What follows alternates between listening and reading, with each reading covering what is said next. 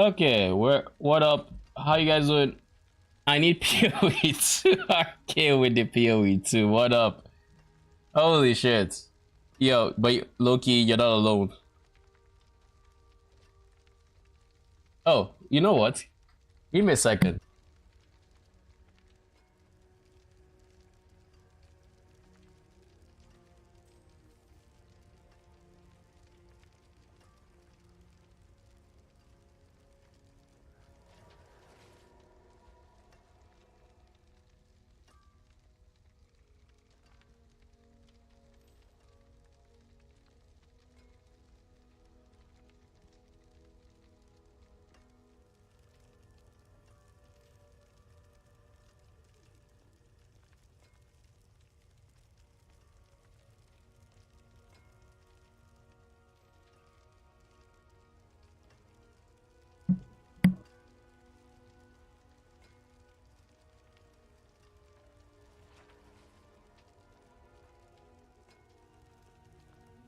I'm back.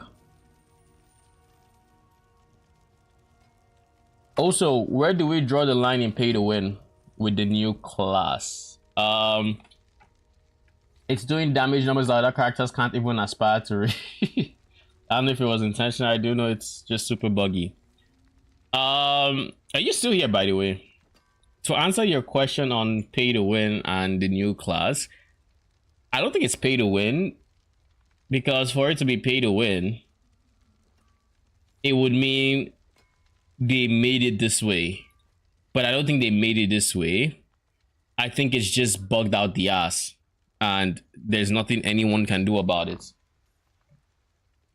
Like, I have entire builds that's like, yeah, there are some builds that you can never, like, ever even imagine competing with on other classes because of probably multitudes of bugs tuning those numbers up. For example, I think I read somewhere that one of our Paragon boards, let me pull this up. I read somewhere that one of our Paragon boards is bugged currently.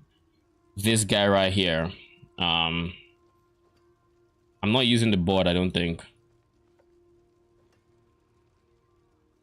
This guy right here, Viscous Shield. Now, if you read what it says, it says you do 1% increased damage for each 3% of your max life you have as a barrier. But then, from what I saw about the bug, it sounds like this is scaling off of just the max life and not the barrier.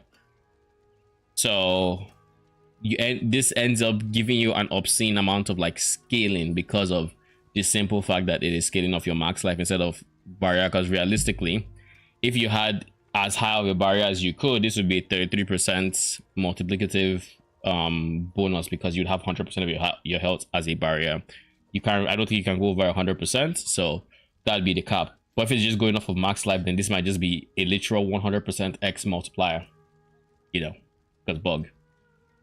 And that's just an example, right? There are multitudes of different other things that could be bugged. Like you all have seen my journey so far. I've had to deal with bugs, like bugs and bugs and bugs. You know, Bugs Bunny will be proud because goddamn. But like, I don't think it's pay to win simply because they didn't intend for those numbers to be reached, and they are being reached through exploits, if you will, or no exploit but bugs, like unintended behavior. Genuine question: are they overworked AF and barely keeping the ship afloat, or just incompetence? Hard to say. Hard to say, because I think they also lost about half their team a while ago. Yeah, there was a huge layoff spree, if I remember correctly, from, wasn't it Blizzard and also Activision, which is under Blizzard, so like, or which Blizzard is under rather. So, and I think they did lose like even people the community knew in the D4 team. So yeah, I don't know if they've gotten new people. I don't know if they can handle the workload, because like, yeah, the Diablo expansion is a lot of work, but at the same time it's like, this is so bugged that it is wild. Like the fact that your seemingly all your ultimate skills are doing less damage than they should is already a red flag for me, because it's like there's no way y'all would have just skipped on the quality assurance of your ultimate skill. You know, the big thing that people would want to really see, the giant centipede and jaguar that you tease the class with, you know, that ultimate, yeah, that shit's just bugged. Like, I don't know. I would say honestly, it's a bit of both. Where, oh, by the way, I made it to Torment 3, so that's nice.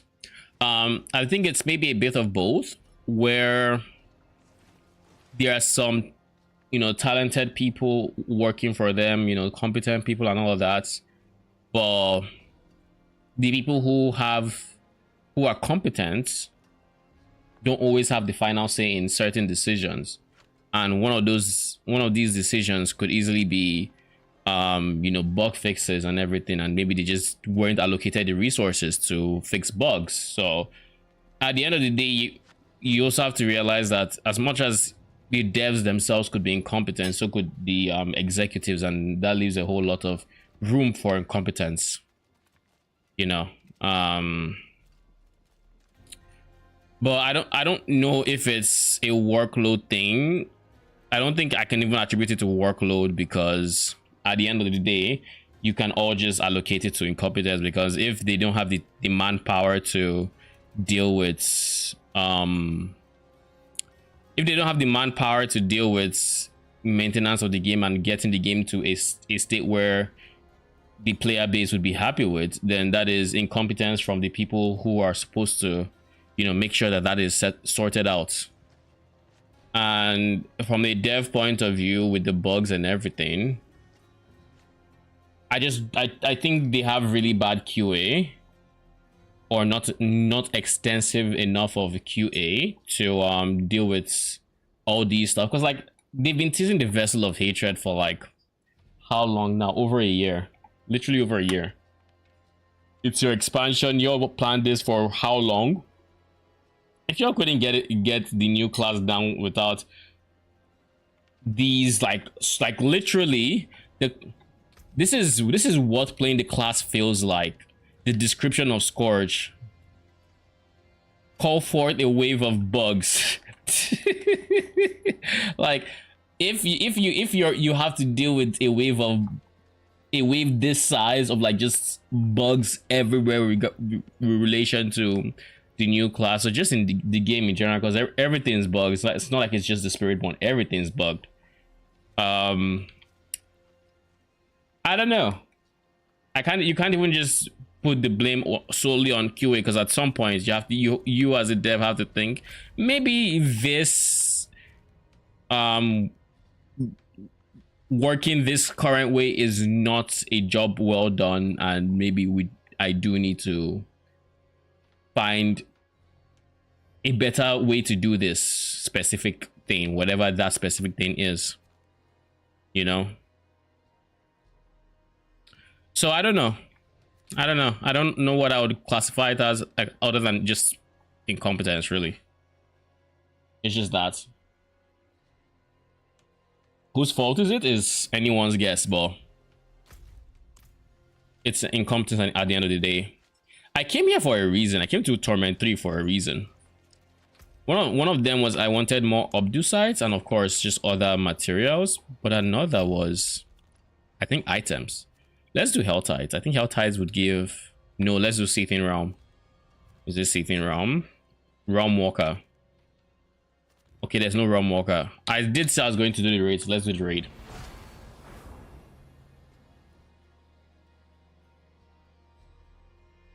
The problem is the raid at the moment, I don't think it's giving me time for World Boss. How important is it that I do World Boss? Let me see. What does World Boss give again? Exquisite Blood, right? I think. Yeah, World Boss. And this is for... This is for what?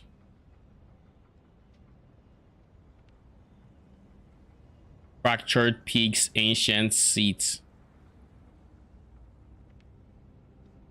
This is for Zir. This is for Beast and Ice. This is for Mr. Penitent, whatever his name is. The lightning guy. This is for Varshan, yeah. So yeah, blood is for Zir. Okay.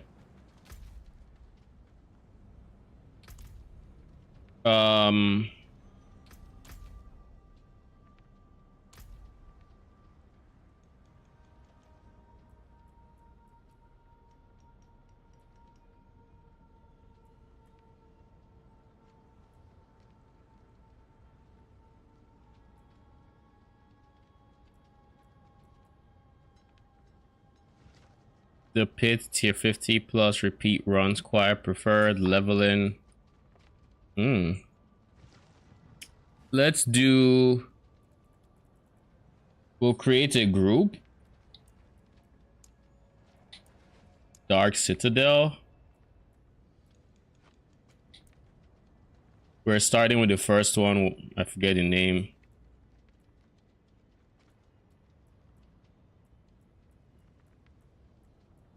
I don't really care about any of this. I guess relaxed.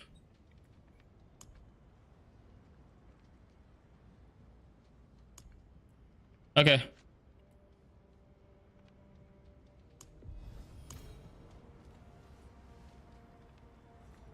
I missed the raid gameplay earlier, so this is a good way to see what's up. Yeah.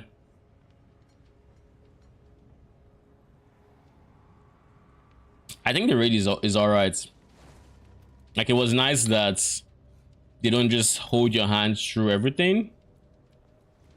So there, I can appreciate that.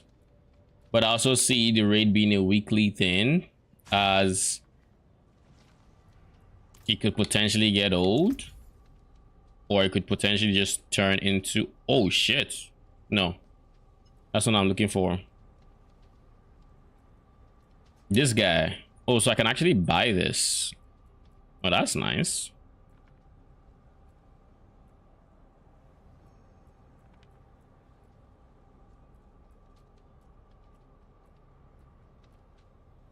Maybe I'll save up for these. I miss also thoughts on the Petrified Blood gem minion skill gem. I wouldn't call it Petrified Blood, really. I'll just say it's delayed death at best. But what was that lag? We're connecting to D4. What the fuck? Am I lagging? Stream looks fine. But yeah, I wouldn't call it Petrified Blood. I'd say delayed death. And I can't think of many use cases for it, other than maybe SRS or something. Because here's the thing, what does delaying their deaths by 4 seconds help you with? Keep in mind this, it is support gem, so it wouldn't be in any DPS minion setup. The minions auto resummon anyways, so what would delaying the death do? Maybe you can have your tank minion alive for slightly longer. Could be decent, but you could also just let it die. And I guess the biggest advantage for that gem, I think, is it would help you resummon your minions, because the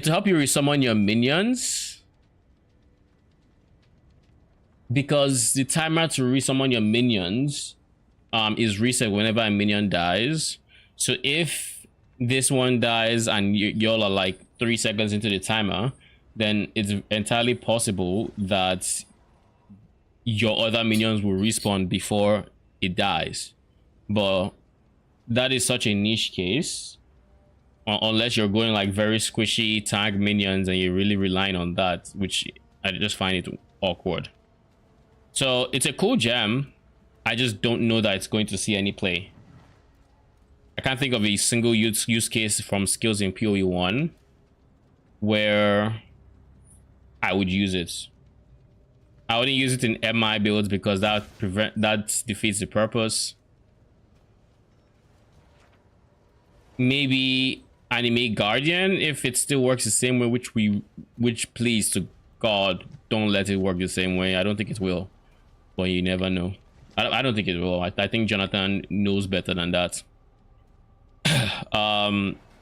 Skeletons, like, it could be in a way seen like a replacement to Blessed Rebirth, where with Blessed Rebirth minions created recently can't be damaged, and that is what things like SRS and skeletons use. The big difference is Blessed Rebirth isn't a gem, so it's not taking this spot of a DPS support gem, whereas this one is.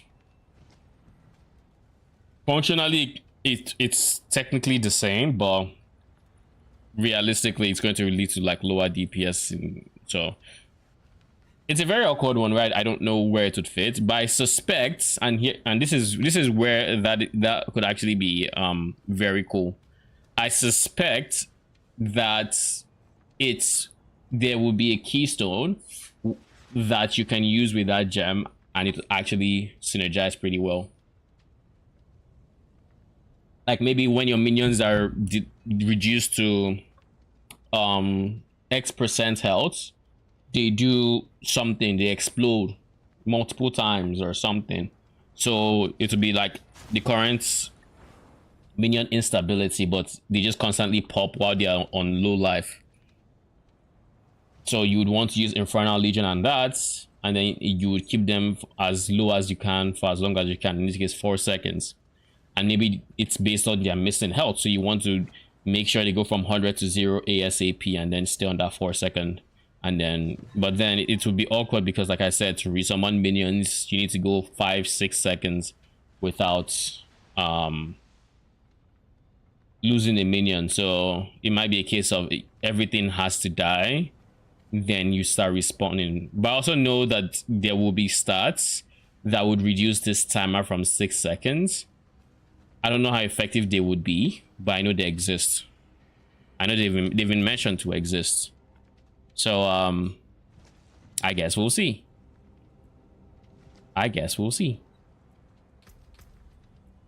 Let me make sure I switch this away. Yeah, I did. Okay, cool. Did I create a party?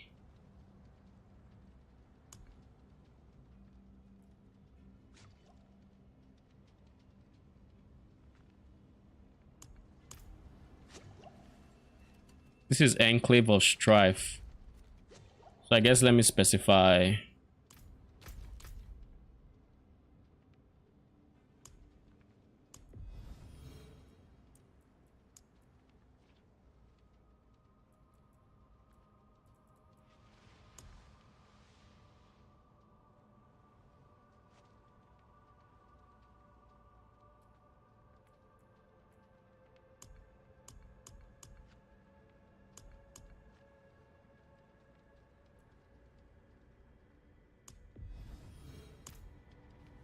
Is no one really looking for this in Torment 3?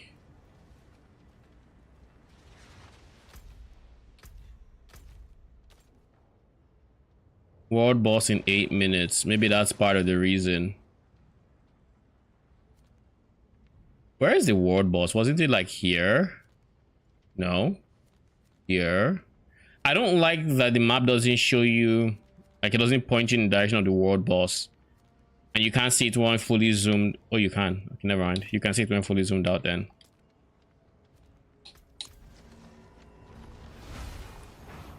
I guess while we wait for these 8 minutes, let's clear a stronghold.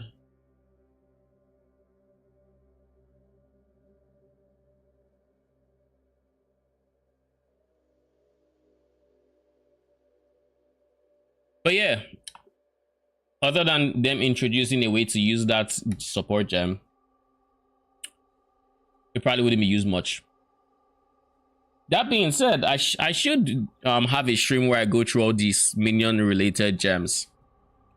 Maybe even make a YouTube video out of it, because I haven't seen any support gem. I guess. Yeah, I haven't seen any support gem. I've seen mostly active gems like the offerings, but I haven't seen support gems for minion related skills. Like that was one of the first ones, and I think it's mostly active gems. I've seen SRS offerings, stuff like that, but I haven't seen supports. So yeah, we could do that. Fun fact, I have this thing in D4 where if anything knocks me off my horse, I am honor bound to kill it. Wind's blown too cutting.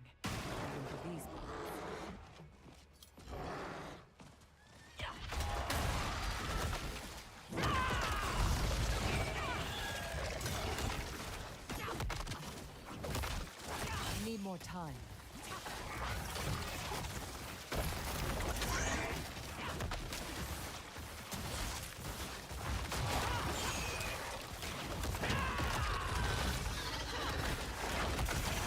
More time.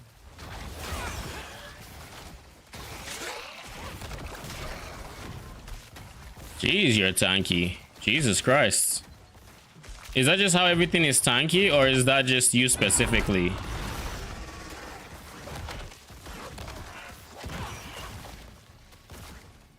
These goatmen spread nothing but death.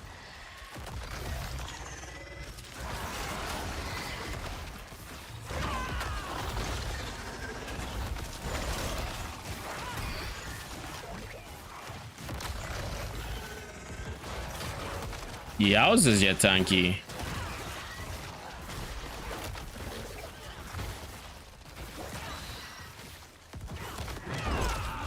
Like this is probably tankier than the pits.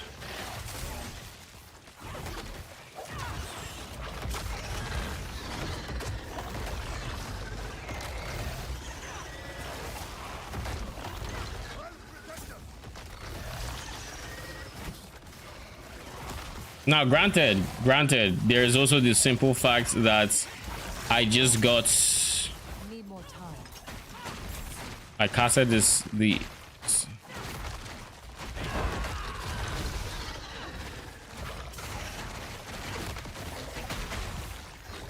Anyways, there's also the thing where I haven't, at this rate. Yeah, I don't know if I'll be done on time. So we might stop the thing halfway.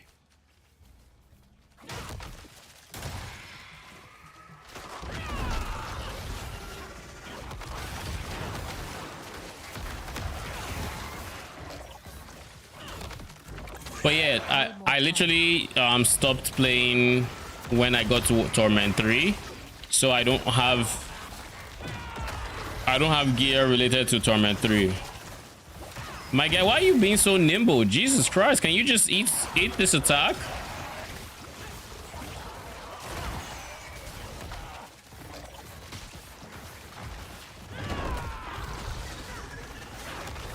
Not ready.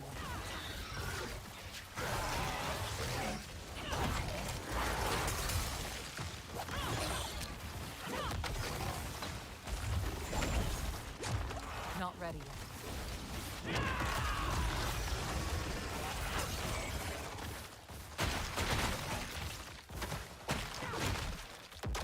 Not ready.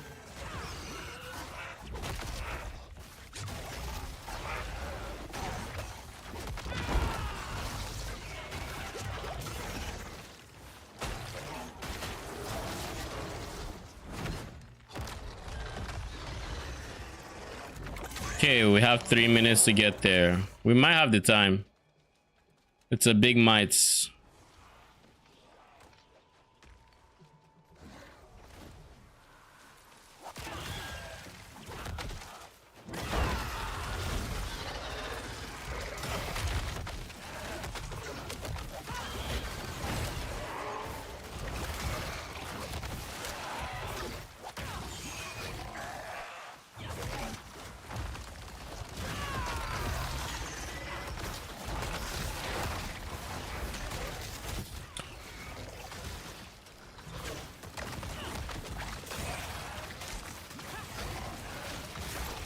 What is the highest IP in... I feel like I'm. Can you stop moving? Not ready yet.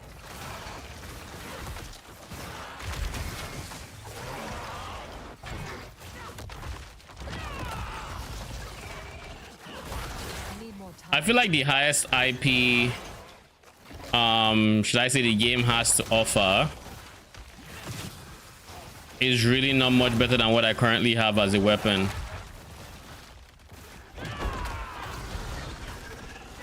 So I don't know. Oh wait. You know, part of the problem. Part of the problem is that I nerfed my own damage by possibly going Vampiric Curse. I don't know if it's actually an increase in DPS. We have a minute, literally. We're not gonna make it. The Cosmos storm has ended.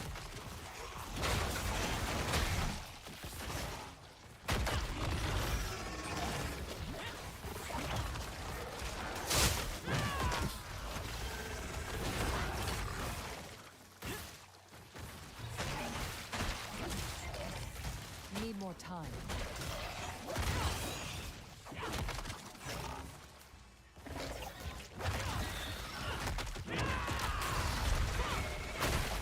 Okay, cool. Need more time. Bruh, are you being for real right now? Okay, whatever. I guess we run. Oh shit. No wonder I felt like I nerfed my DPS. I kind of fucked my configuration as well. Okay, maybe it was a bit more me than I realized.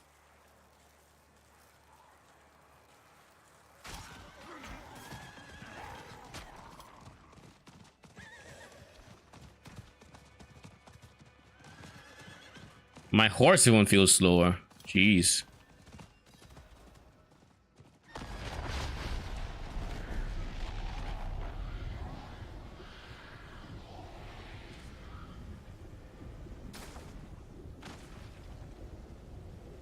Yay, pig gameplay.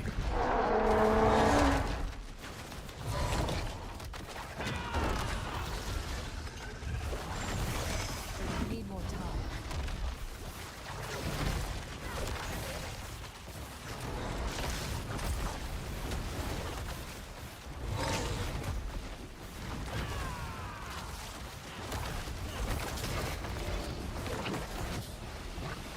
Need more time. I don't remember if I'm actually capped on res and stuff.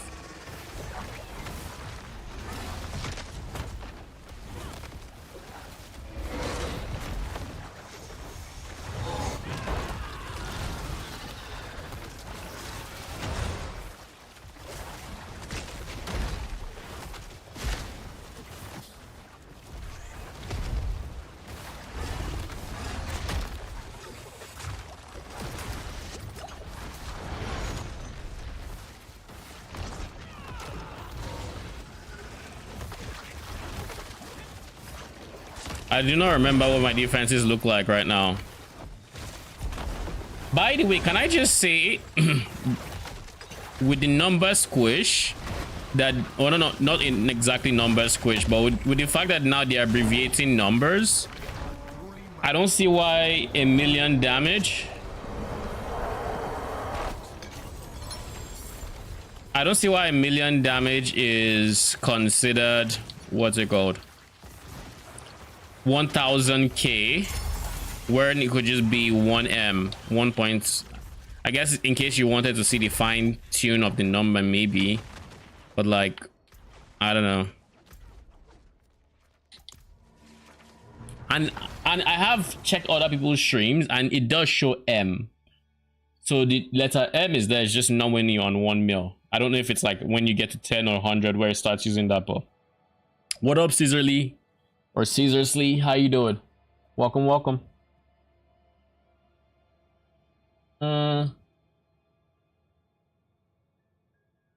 Do you remember what the Zaro Lab Spectre does? The Judgmental Spirits.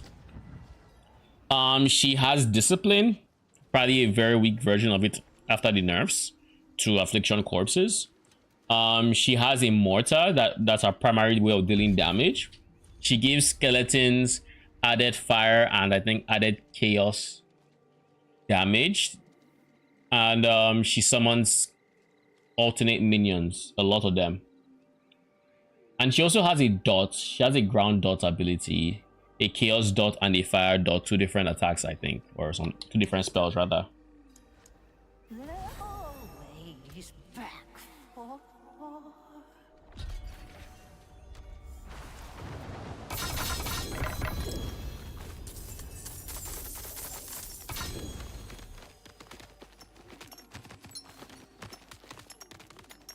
So now hopefully all of these are ancestrals, but I doubt it.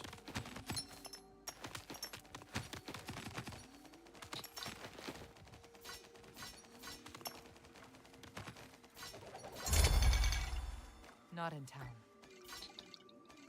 For some reason, I've been hearing a lot about this Moni rune since the update. I think maybe it might be used for a mythic. Who knows? 75% res, vigor, dex. I mean, res is fine. We would just need to replace vigor with like max life. Move speed, max life. Eh.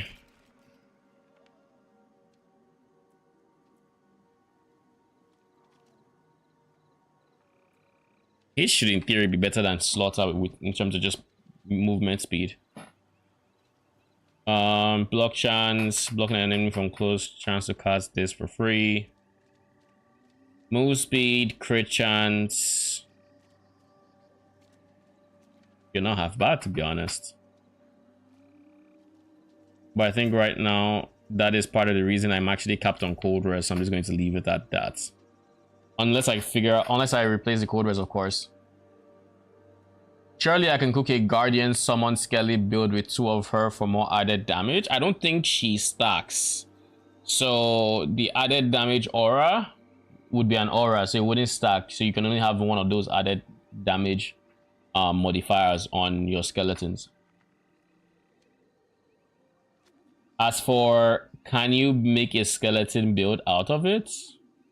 I'd be hesitant to make a Guardian Summoner in general, to be honest. Like, I'd be very. There are very few builds that would be better on Guardian than Necromancer. Very few. A quick Still Sane exile before going back to lurking. What up, French? Thanks for stopping by. Appreciate it. Thanks for the lurk. And am I still sane? I guess it depends on your definition of sane. D4 is kind of trying its best to make sure I go off the other end, but I'm hanging in there for now. I don't know how long, but for now at least. We're still sane.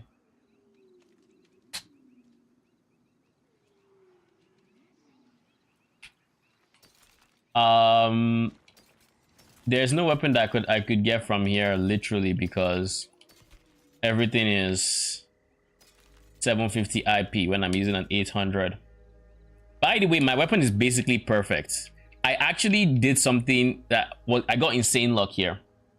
I got double masterwork on my chance for Touch of Death to reinfect. So I have a 68.4% chance right now. And can I just say that is wild for me? Like, that is genuinely wild.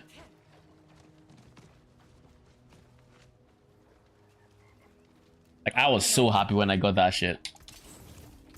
I think I'll keep you simply because I gain nothing by tossing you, so I'll keep you. Where's your cultists? No, it's the jeweler that can do it. Why are people suddenly in need of the Moni rune? And Dario's visage. Is it because of Shroud of False Death? It doesn't say what runes. Oh, I can do that? I don't know. Oh, so this is why, because Shroud of False Death has the money rune requirement. Requires 6. What else came to... What else was released today? There was something else. A sword, I think. Not Nessa came. Not Shattered Vow.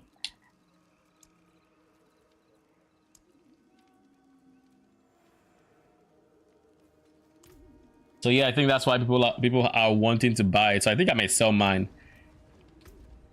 Because like I'm already using one, I think, which is the... Why do I have multiple? Okay, this is ton, this is tech, this is ton. So there's TON, there's TUN. Okay. Interesting.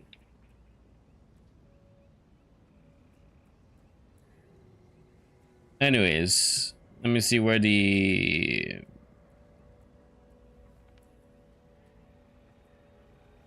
Oh wait, yeah, you're on this area, I forgot. So I have 6 of them. I could sell all 6 because it's cast a skill while moving. That is this one. So I already have one to use if I need to. Yeah, probably sell it.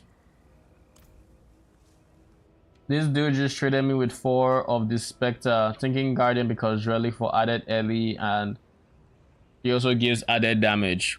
For the relics, so let me think about those relics. I don't remember how strong they are right now, but when they were released, I know they were like level 20 somethings.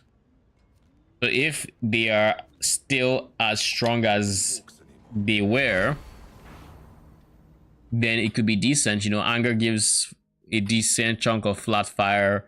Hatred is fizz as extra cold, so that's decent. Wrath is, you know, decent as well. It would have to be a build like my Val build, where you're spamming Val summon Skelly, so the numbers of minions inheriting those more or those flat damage sources would be a lot, basically. It would have to be something like that to where you could spam it.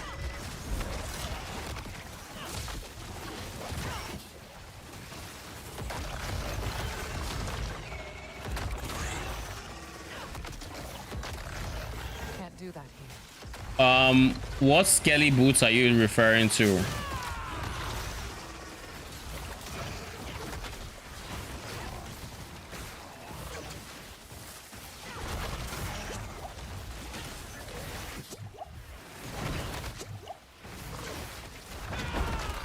Not ready yet.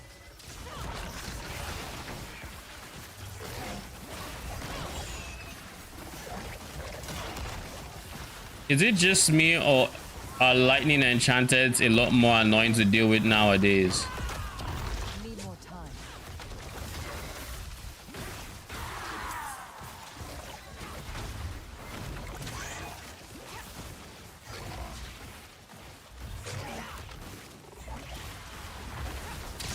I don't know what is damage I guess I am taking and what is just, Not ready yet. I guess, damage.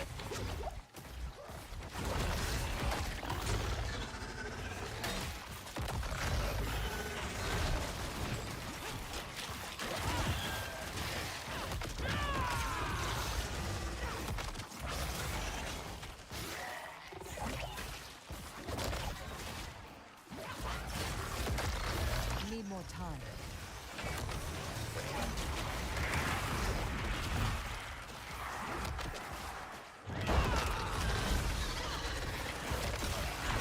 Not ready yet.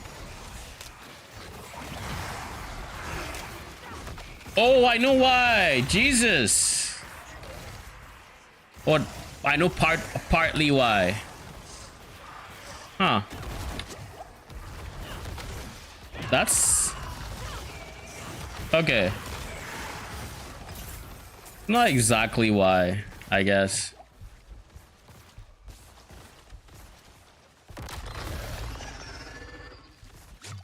Let's come here. Let's just make sure we haven't done anything that we shouldn't have had in our tests. You're still 7/5, 3/3. You're still fine here. I have the gorilla skill thing. You're casting a gorilla. You're a cursed touch. We have crit. We have armor. If I put disobedience, I have 2 disobediences. I was supposed to put something else here. I just remembered. With disobedience here, I was supposed to do something else. I don't remember what. I think I was supposed to get a temerity. I think that was what.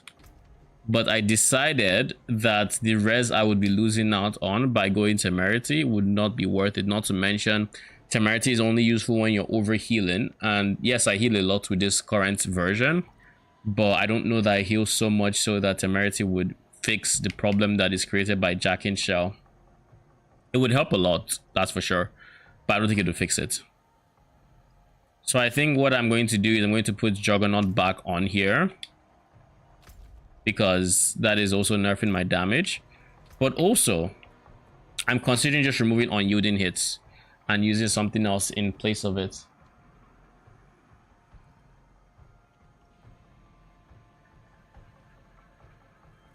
We haven't got in touch, I'm pretty sure, but what do you mean by Skelly Boots?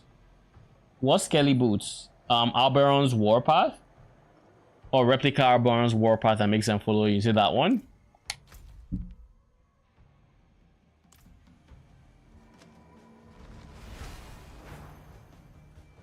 Permanent Skellies? The thing about permanent Skellies is it doesn't extend to Val Skellies.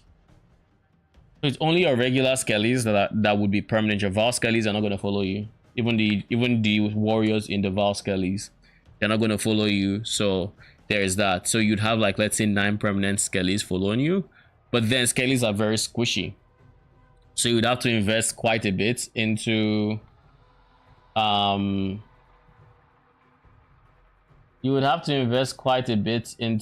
survivability to make it so they don't just die at the slightest bit of resistance, because the whole point of permanent minions is you don't want to summon them, right? But if you were to embrace their temporariness, then you could go Blessed Rebirth and not care, you know. So by going permanent Skellies, you introduce yourself to a new set of downsides you could have with Skellies. So you have to make sure the upsides you're experiencing are worth it. I carry the best shards of the heavens. So the reason I think I want to move away from unyielding hits is because I don't think I hit enough for this to be warranted. Like, it's nice to have the weapon damage increase and it's big damage, but I don't know that I hit enough to warrant it. So I guess if I could, my ideal situation would involve me using a Bewaka, replacing unyielding hits with something else that could potentially help my defenses, like Scourge. Remove unyielding hits, put disobedience somewhere. But the problem with going Ebewaka is currently we only have literally one slot available that can have defensive, or 2 that can have defensive aspects. That is the pants and the amulets.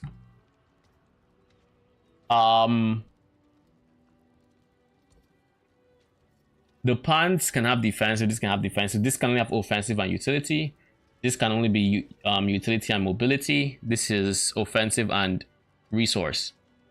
So this are the only 2 slots that can have defense. But I also don't want to use this on defense if I have to. I'm okay with disobedience here because we have unyielding hits. But if we were to remove unyielding hits, then I don't think it'd be warranted. And if it's not warranted, then I think I go max life here, to be honest. But yeah, if it's not warranted, then what can I do? By the way, we're using interdiction because we're getting some resolve. With resolve, we're able to get, if we have 6 stacks or 5 stacks, this would basically cap our block chance. And with a 100% block chance, redirected force gives me up to 70% multiplicative CSD, and that is just insane. I think currently I have like 50 something base block chance. So maybe the play would also be getting block chance capped without interdiction. So I could then put disobedience here. With disobedience here, I can then put some offensive aspects here. I think number 1 I would like here. What would I like here? There aren't too many good aspects for this build. I wish there were. There aren't.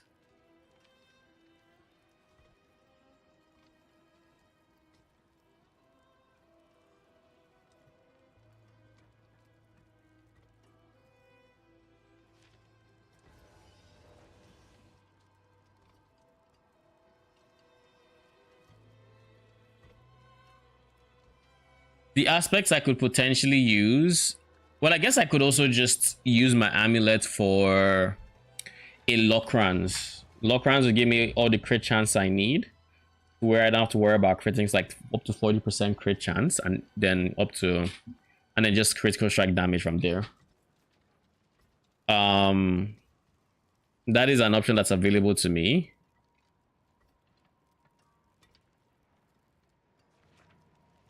But yeah, I think a big part of me wants to have a Bewaka because 90% multiplicative damage is just... It is very, very hard to make up for because it's just in 90% multi.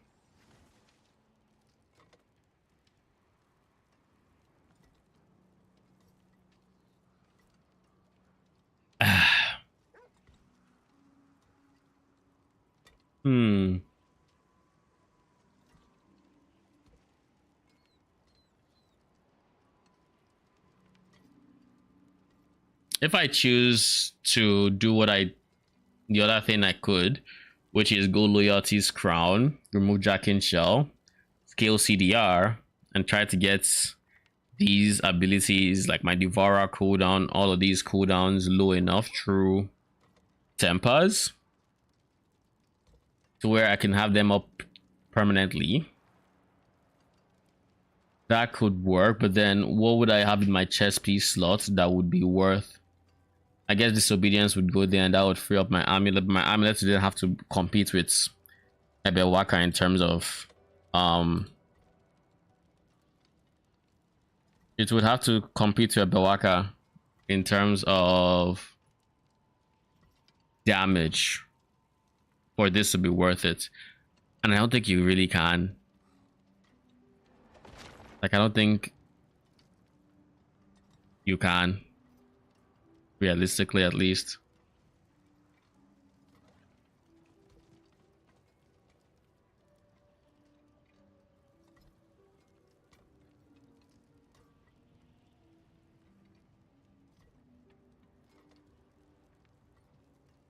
If I could have a spender skill, that might also be pretty nice. But there aren't too many spender skills, like, honestly, other than what's it called? Other than my core skills, these skills here, we literally have no skills that spend vigor. Like, if you look at it, vigor cost, they all have vigor cost. Everything else is cooldown related. I kept thinking to myself, why on earth do I end up using Jack and Shell and everything I'm using is cooldown related? But then it occurred to me, it's because these are the only skills that have core costs. I guess Touch of Death also has if you go this, but that's too high without sources of reducing it.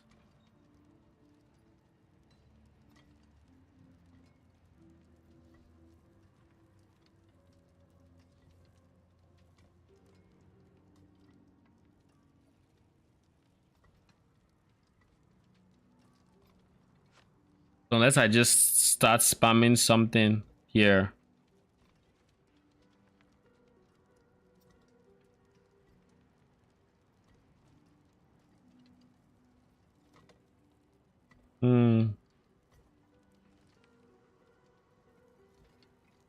Because each cast, from what if I'm reading this correctly, would heal for up to 10% of my max life.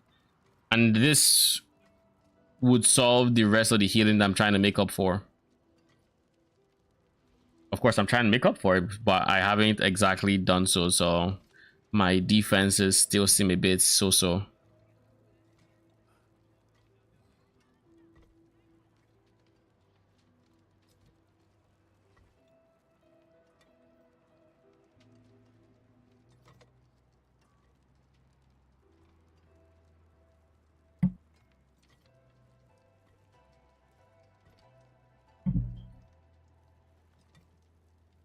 Is there really nothing I can use?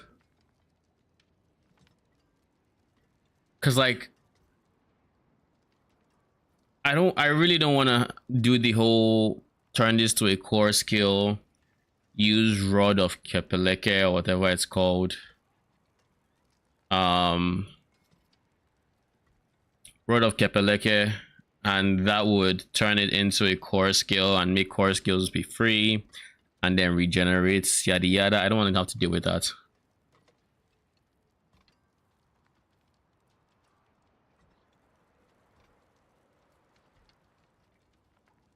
Then, but there's nothing else I would rather have.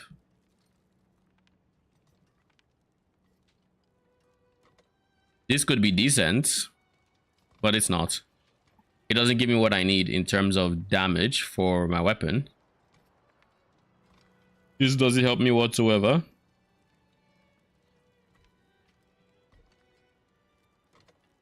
I don't like that Rod is going off screen. I do not like that at all. Couldn't read it, but TLDR, I don't think it's what I'm looking for. I definitely want to keep my legendary weapon. Okay, I hear you on the downside of the boots being greater than the upside. I really like the idea that the Spectre has direct benefit to Skellies as a place to start. One idea I've seen thrown around, and of course I haven't actually, what's it called? I haven't pursued this in any way, shape, or form, and I have no idea how viable it is to even begin with. But like the comment you sent me today said, you could always use mines to give your minions added damage, and if your minions number in the however many, then it's going to be even more effective.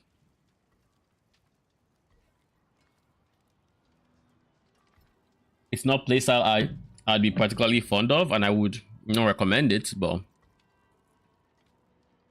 I would not recommend that.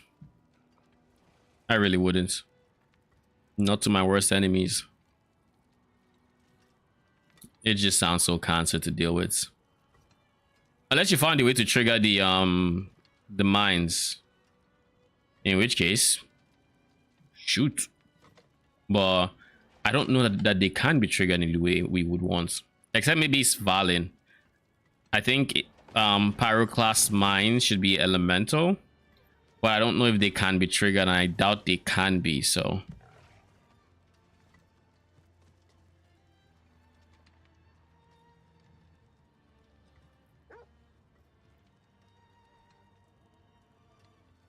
I still like the idea of having pestilent swarms.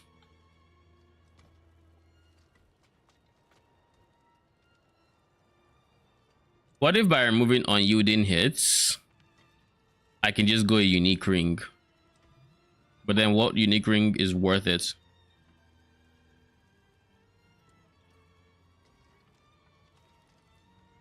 What's auspicious?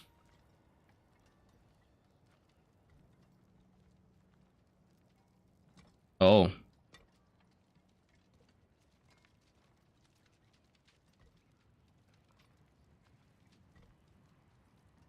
Okay. Hmm.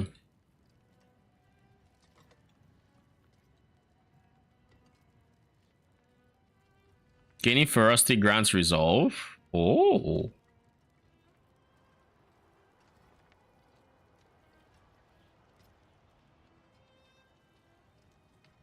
Hmm. I mean, I wouldn't use it, but. Hmm.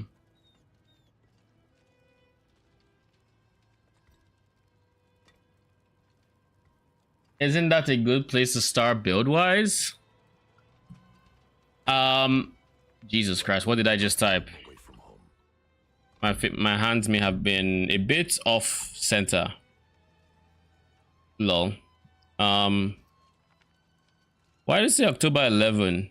Oh, watch the reveal. Okay. Perfect. This is why I don't think it's the greatest place to start. Because 78, the amount of flat damage they're adding is not worth full sending. Maybe in affliction it could have worked, but right now I don't think it is. Because okay, it's not this one. Way, where is it? All right, this is the amount of added damage they're contributing.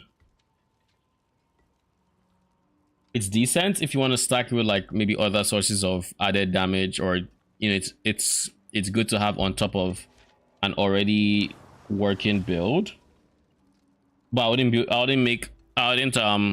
start the build here. Besides, if you really wanted to use this and you wanted skeletons and you wanted my recommendation, at least, I would go necromancer. I would go necromancer.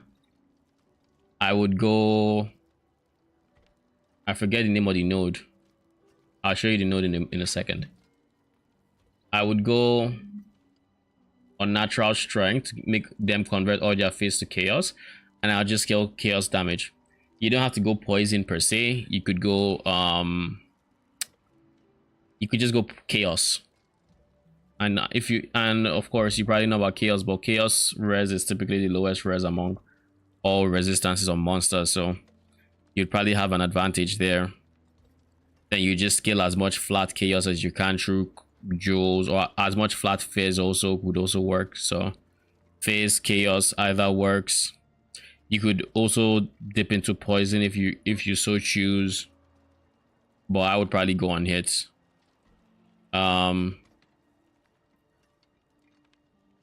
Yeah, that's what I would do, at least. Not even with the level 20 relics.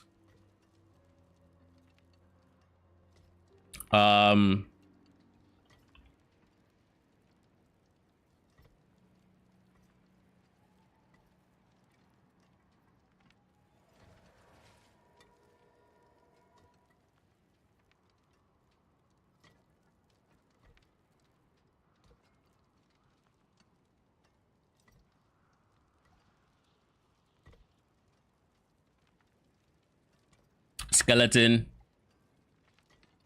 Wrong one. Doesn't matter.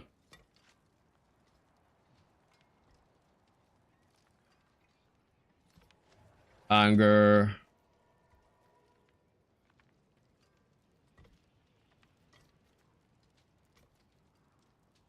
This is because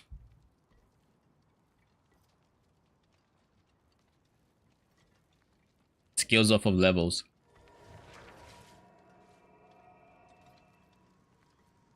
So anger is given 182 flat fire to 59 flats, like 182 to 59.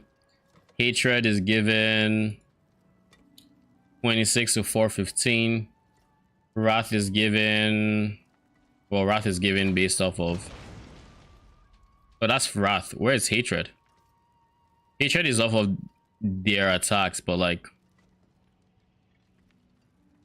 I guess it doesn't see them as having Fizz? Question mark? Okay, it's here. 43% Fizz as extra code. So, for the total flats, okay, everything is actually just here. I need to switch. For a total flat, you're looking at maybe 700. You add the what's her face?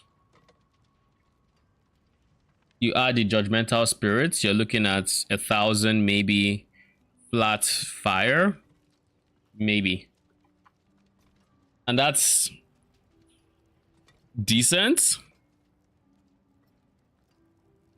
But you're also missing some scaling factors on the Guardian. Like, the Guardian only contributes this to minions DPS pretty much, and I guess this if you're going to be summoning him, but he's not going to be scaling with the build the way you would scale, so he probably wouldn't be worth much other than defensively. So yeah, this is all you're getting, the 3 auras. Whereas, I mean, it's also not much, but with Necromancer, you'd get mindless aggression, you'd get attack cast speed. If you go this, you'd get more damage here, you get more damage here. You could get what's it called, Bone Offering. If you we're going to ignore block because Guardian has block as well, so you could get more damage. You could convert it to chaos, still get the flat chaos from these spirits. You could go attack cast speed and damage on your auras, and keep in mind you can still run at least one of those auras, but to a better degree, because these auras do not scale off of your aura effects because they are minions, so they do not scale off of your aura effects. So the values you see here are not getting better. This is the value from them. Whereas if you were to just full send one element or chaos, let's say you full send cold, you'd push physical damage, you'd scale hatred, you'd get a lot of fizz as extra cold, or even if it was wrath or fire, you would scale that one element higher than this one can scale all 3. Well, that's not exactly true. You could potentially scale all 3 more than you can scale the one, but you have so much more working for you in the way of like just more damage. And again, remember, minions have no source of more on the tree, so this is even more valuable because of it, because of that simple fact. My star guard gingers. I mean, what I will tell you for something like this, right, is go for it. What do you have to lose? It already sounds like you have a shit ton of currency. You can play around with it in game, or you can POB it first and see. Because one thing I will say is I have learned over the course of, like, let's say the past 2 leagues, I have POB'd a lot, but I've also learned a lot about scaling builds to where I would like it to, which is why, like, for example, my Val and mid weapon just took me an afternoon to cook up the POB from scratch, because I have made so many POBs at this point that is easy. What do you mean you're broke? How can you be broke? Has the sky fallen? You didn't see the ring in the POB? Lol.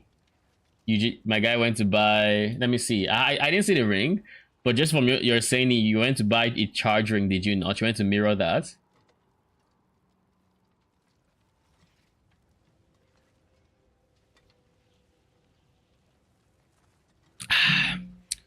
+1 power charge ring.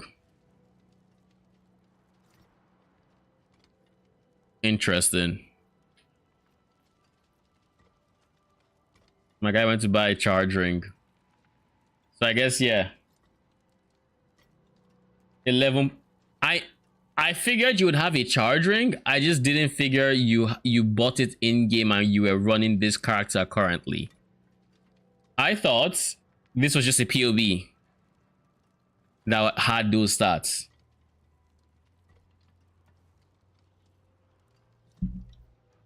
I didn't know you had rolled it.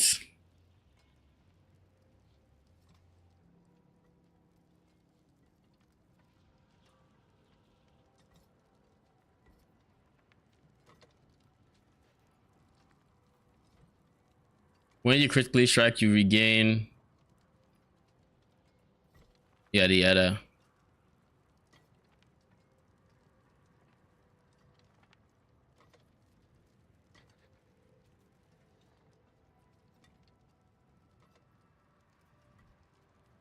This is such a nice ring other than the passive. I don't know why they had to make the passive spawn every 10 seconds. Like, that is so long. Like, realistically, it really doesn't let you play around with pestilence swarms all that much. Like, your ulti is a source of a lot of pestilence swarms. We could have the aspect we had before, which is also just pestilence swarms. But at the end of the day, I felt like it wasn't reliable hoping for those pestilence swarms. Maybe I should have just pushed it all the same.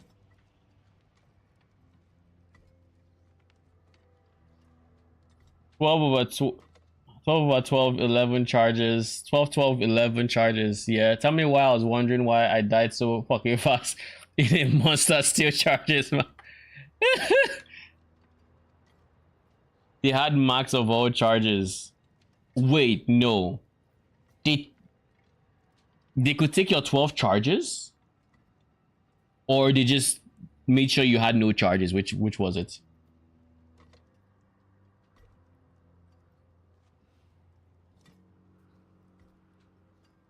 You're right though, Necromancer is just better. Yeah, it's kind of hard to justify running a Guardian these days. Like, it's very hard.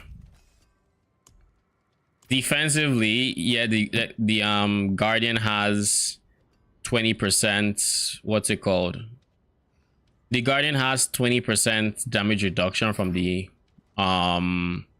Sentinel of Radiance, but defensively, the Necromancer has 10% PDR and Leech on top of that. And easier res because of the other ascendancy if you were to go that. And in my opinion, probably just better Forbidden Flesh and Flames from minion builds in general. So very hard to justify it. What am I doing with this character?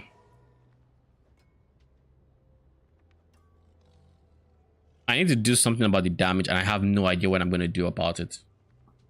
Like, genuinely no idea.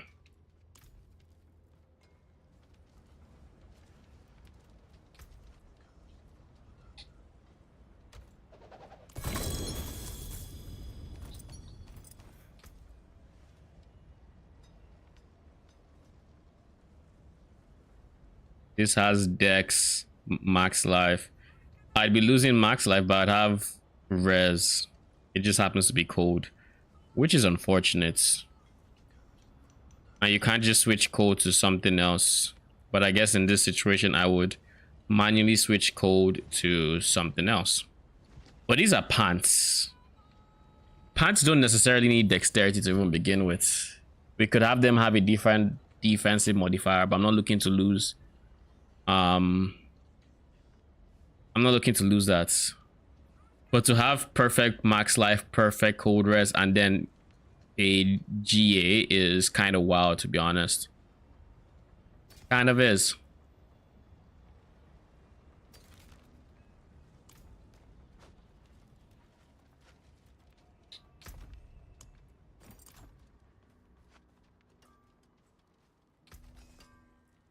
I don't know if they got 12, but they had their max. Yeah, their max should be 3 unless a map mod gives them 4. But they gain a lot more value from charges than you do. You get 4% attacks, increased attack speed from a frenzy charge. They get 15% per frenzy charge. You know, their scaling from charges is way juiced compared to yours. So More loyal friends. yes, I did. I knew they got 200% because they basically get almost 4 times everything else. Frenzy charge gives them 15%. Endurance charges gives them 15% reduction. That's why the endurance charge modifier on T17s is very obnoxious, because it just supercharges your defenses for elemental damage. Chaos builds don't have to worry about it, but like elemental, you or physical, you will feel it. The map was fucked. I really was. My guy was a charge delivery system. Come get your charges. Well, now you know, I guess. Now you know. What do I want to do here? What do I really want to do? If I ask myself that genuine question, unyielding hits kind of has to go. Why does unyielding hits have to go? Because I don't think I'm spamming abilities enough to warrant it. Now, if I'm not spamming abilities enough to warrant it, what can I do in its place? Because if I'm not going unyielding hits and I have no intention of scaling armor as much as I can, so disobedience comes here. Interdiction might also just take the back seats, which means less CSD. So we're just scaling now. Like all my damage is just falling, and I'm looking for ways to improve my DPS. So how would I then go from this point to a point where I have more damage? Unyielding hits is gone. It hasn't been replaced, so I have this socket free. This might be gone, but it's been replaced by disobedience, so I have this socket free. So these two are free. Are there any 2 aspects I can think of that would give me the damage I would be losing in this situation? I would have Ebewaka, which would also help me with the damage, right? Because I wouldn't need what is on my current helmet, because that will be going. Or I could just try to... And I don't think I can cap armor without... Unless I have greater affix armor, I don't think I can cap armor without disobedience. So disobedience has to stay, interdiction can go. Ebewaka would help make up for this damage 100%. What else can I have? Lokran's amulet felt kind of meh. Pestilent swarms could help. Infestation. Pestilent swarms could help.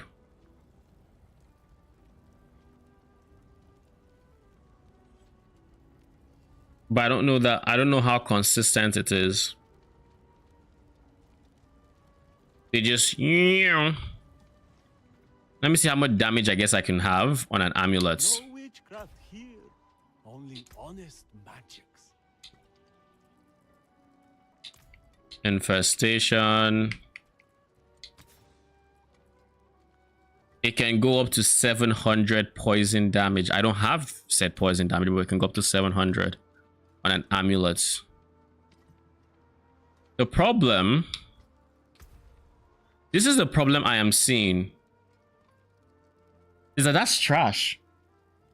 700 base poison damage in a universe where poison damage is barely doing fuck all. Doesn't sound like much. And I wish I could test... I guess I technically can. Because I can have stinger aspects... I can have stinger aspects, which would then produce the pestilent swarm. And I guess we would see. That's how I could easily test the damage. But then that pestilent swarm would be based off of the damage of stinger and not, you know, pestilent swarm, whatever. Rich Plays, what up? Am I on the new DLC? Yes, I am. Yes, indeed. Currently Torment 3, Spiritborn. Before I get lost in PoEDB, do you know any more specters that have synergies with like that with other minions? Hawking Monstrosity, Hawking Miscreation has synergies with constructs. So SRS is a construct, so they're primary users, but like Animate Guardian, Animate Weapon, I think they're also constructs, so they can use it as well.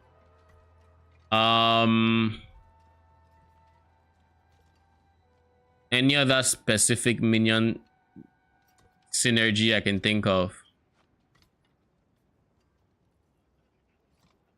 I think there's a perfect gilded there's a spider corpse, I forget what it's called, matriarch I think, and that one has synergies with Arakali's fangs and just general spider minions, and you could technically make a spectre build of non-desecratable poisonous spider or something like that.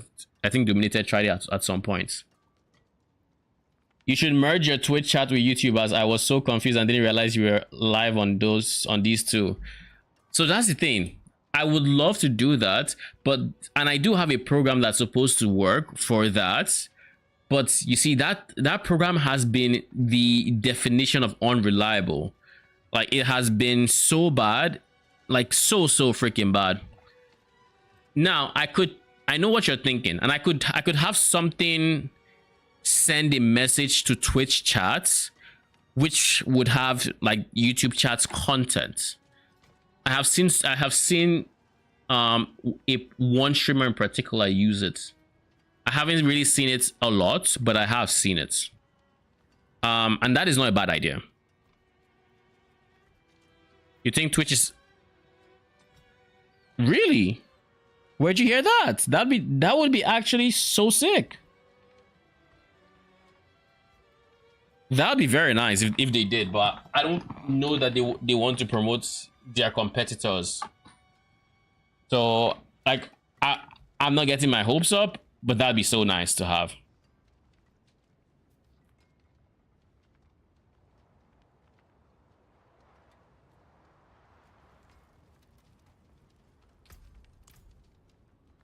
Where were we?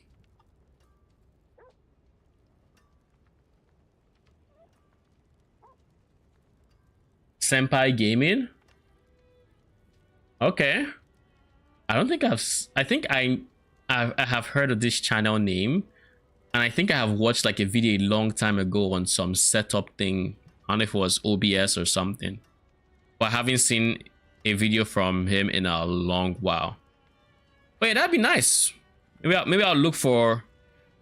I can post links. You can post YouTube links.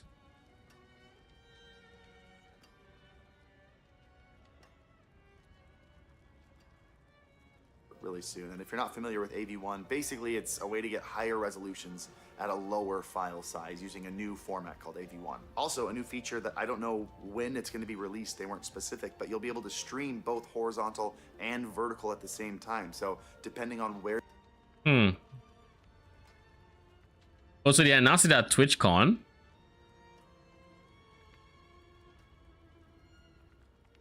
Bruh. Under courses with Smeef, After Effects with Jake Bartlett, and now a course on YouTube with MKBHD, even after being a full-time YouTuber for over 10 years. It's super refreshing. The first 500 people who use the link in the description is where the next 5 TwitchCons are going to be, so that's fun. Which, by the way, if you've never been, I 100% agree. San Diego's fantastic. Next year, TwitchCon EU is going to be in Rotterdam. Mobile app, super exciting, because I haven't used the mobile app in years. I remember it just being a mobile app, super exciting. What is about updates and really showed kind of what their emphasis over the next little bit's going to be. First thing they talked about is the mobile app. Super exciting because I haven't used the mobile app in years. I remember it just being a terrible experience, so I just put it in a folder. But they're making a lot of updates. Might be worth pulling it out and giving it a shot again. They first openly acknowledged that everyone's been upset about the changes lately, making it more of a TikTok experience than a Twitch experience, and I appreciate the self-awareness. But they talked about updating the performance of their video player so there's less buffering, especially on phone, like cell phone networks. They added a swipe over menu to get straight to your followed channels, so those are easier to find. They updated the turn picture audio so it's easier to find a new stream if the one you're watching is getting boring, which I felt like could be a little hurtful towards the person they used as an example during the whole announcement. But it makes sense. Rather than having the viewers leave the stream because they lose interest, make it easier to start browsing for other streams. They've added thumbnails to the following page. They're allowing you to resume watching VODs that you'd been watching before, and they're making it easier to find channels by giving you a category and collection filter. So a lot of little things to streamline the mobile experience and help people find the content they're trying to find. But in addition to updating the app for watching, they're also really updating the app for creating content. They're making it a lot easier to make clips on Twitch from the mobile app now with some really cool tools, especially for making vertical clips. In fact, creating and sharing clips, not only to Twitch itself, but to third-party social media platforms was a major part. The one thing I don't fully understand here with how it would work, how it would work resolution-wise if you were to, like, for example, this is how I have to assume it is. I have to assume it is only going to be if you streamed in vertical, then you can, or you streamed in horizontal and vertical, then you can clip in vertical. But if you streamed in only horizontal, like I do, which because I don't, there's exactly an option right now. If you streamed in just horizontal, then you can only clip in horizontal. That's my assumption, because if I don't know how it would then convert resolution wise without it just looking skewed, and because it would instantly become a feature no one uses if that is the case, or at least not for horizontal to vertical.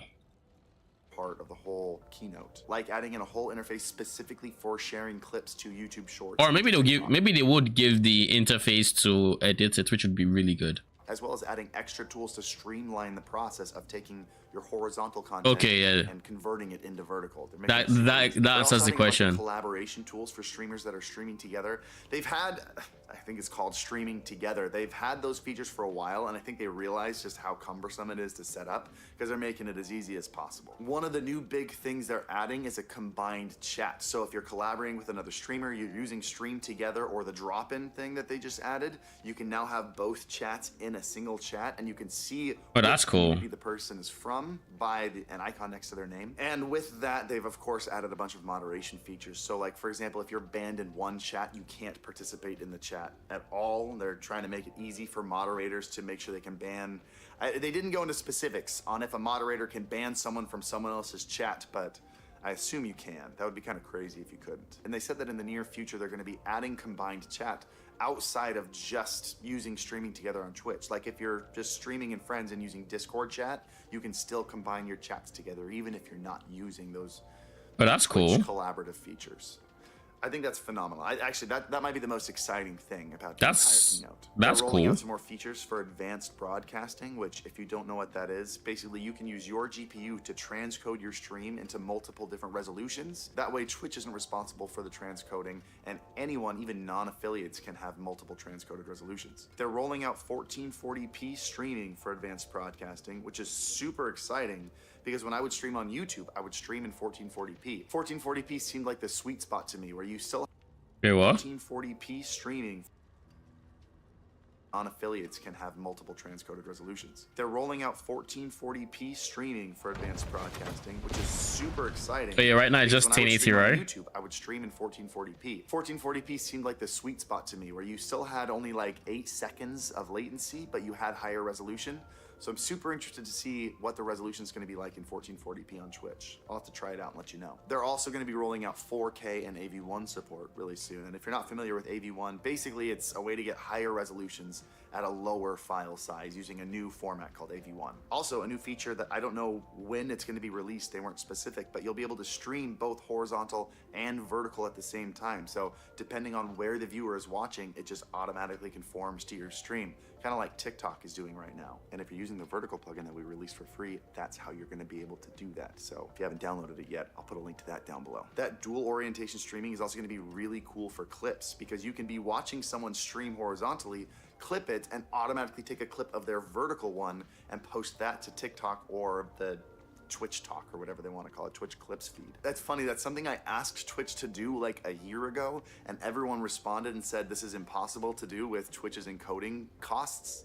And now Look at them go. Twitch is making some cool updates. It's exciting. One last thing Twitch announced is an update to their power-ups, which works a lot like GIFs on TikTok Live. But what they're adding is this new kind of cascading animations, like building animations thing, where if someone starts dropping a bunch of hearts or one of the power-ups, other people can see that that's starting and they can add in and the animation gets bigger and bigger.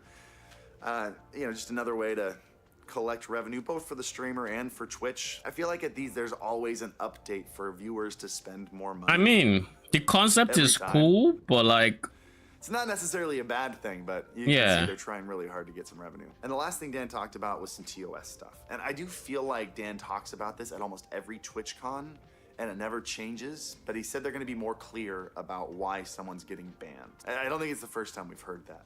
But he showed an image of a ban notification explaining why the person was banned, and it included a clip of the specific point of the stream where the violation happened so that the streamer can actually see what they did that got them banned. So we'll see how they roll it out. We'll see. It feels like something that they announced, but then the people issuing the bans just aren't going to actually utilize it. So let's hope that that's a thing that sticks. And lastly, they announced that channel strikes are actually going to fall off after a while, and they give you a new dashboard that shows you how long a strike is applied to your channel and when it's going to be removed. So people who've been streaming for forever and might have strikes from 10 years ago don't have to be worried about their channel being banned anymore. So kind of nice. But that's about it. Those are all the updates. I mean, sound like good changes. Nothing groundbreaking except the chat thing. The chat thing actually sounds very cool. Hopefully it supports, like, you know, YouTube chats. But it didn't sound like there's. This was on Twitch, in TwitchCon, right? So I assume there's no timeline or anything. We just have to wait and see. That's my current assumption, at least. This is where we redirected. Wait a second. Wait a fucking second. Redirected force. What is on this second? Oh, I see. So I should in game have infestation where I currently have Vaughn. Okay. Let's trace back my thoughts on replacing unyielding hits. Let's trace it back. Casting a gorilla skill no longer increases our weapon damage by 8% of our ammo, right? We're no longer getting that for 3 seconds. So now because with a skill bar filled with cooldowns, it's very easy to have this fall off. Unless I were to manually try to keep it up, which I don't think anybody wants. I don't think anyone wants that. So remove this. I think in the train of thoughts we've removed this, and I was looking for what to put here, and I was considering infestation because infestation would be extra poisoning damage. But I also said that poison damage so far at least has felt underwhelming, very underwhelming for that matter. So it might just not even be smart to do something like that. You know what I want to do? Let's see what Rob did for Touch of Death. He went Aspect of Might. Okay, because the unique weapon would cause it to have... Oh, this is leveling. Never mind. Why is this leveling?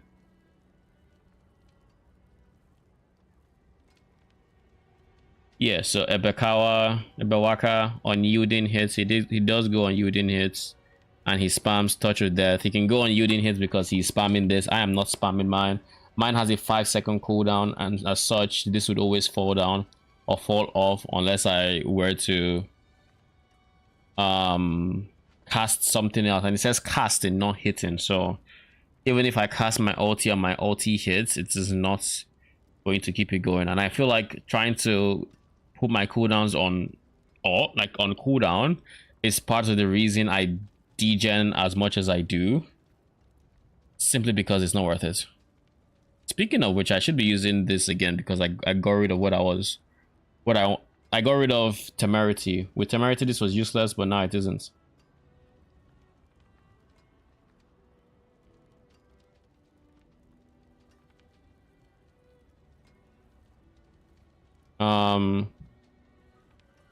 Midnight Sun, Insatiable.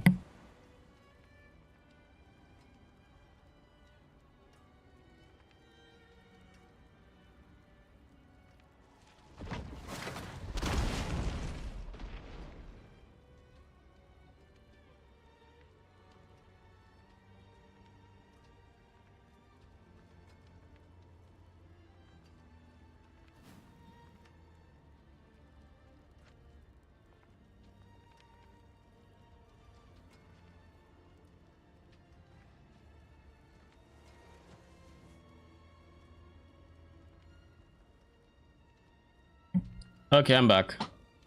Anyways, so that is, I think, one of the biggest things for me, where I just don't think, like, I can't scale it the same way, because all of these are pushing, well, pushing basic skills, because this makes it a basic skill, and the core, I mean, sorry, the core skill, but it makes this a basic skill, and yada yada yada, right?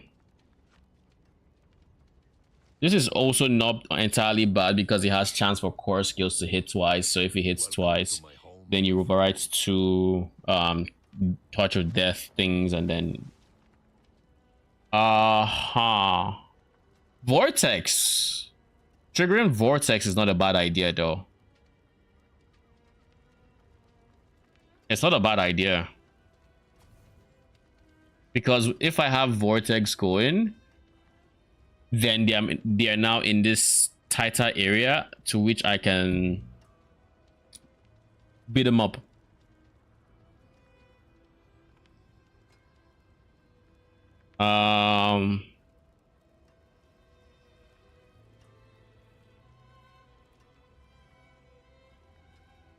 But yeah, I don't think I can take much from here. Scratch that, I cannot take anything from here. And for the leveling build, is there any aspects I could consider interesting that it uses? Not really, no. No, doesn't use anything interesting. I don't care for the attack speed that Ferocity grants me, so Duelist is just a no-go for me. Same with this, I don't care for that.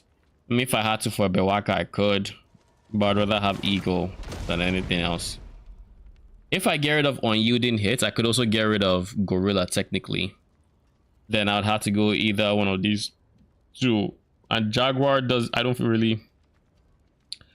particularly fancy Jaguar. I don't think it's particularly good for this build. The movement speed here is nice, and the vulnerable is nice, but I have no intention of evading either, so I'll probably stick with Gorilla all the same and then go with that. But yeah, there is literally nothing that can help me.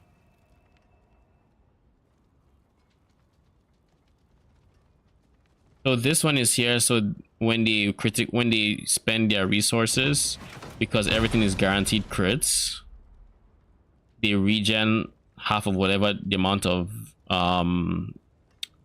resource they just spent, and then they gain the other, well, they gain everything else through, I think, resource gen potentially, as well as other sources of resource generation. How do they generate resource? 50%, then maybe from the tree. No, this is rank 1.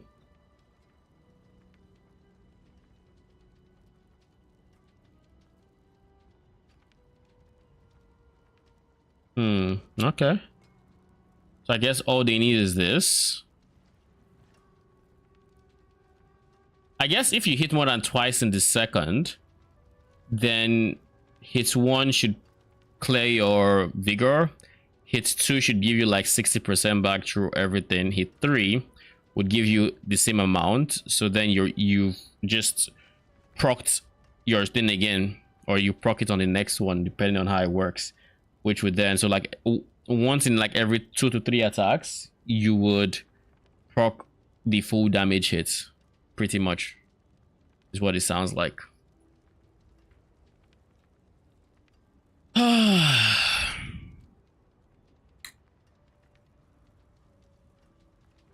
What can I do? What can I do?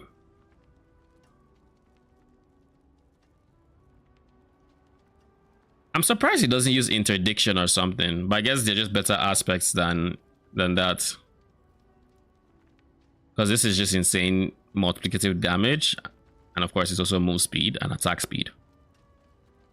Because like CSD would scale. Oh, he uses this as well. Because it's a basic skill and it's also a core skill, all skills just have better ranks and they also have the cooldown benefits of it. Okay, okay. Fair, fair. All right.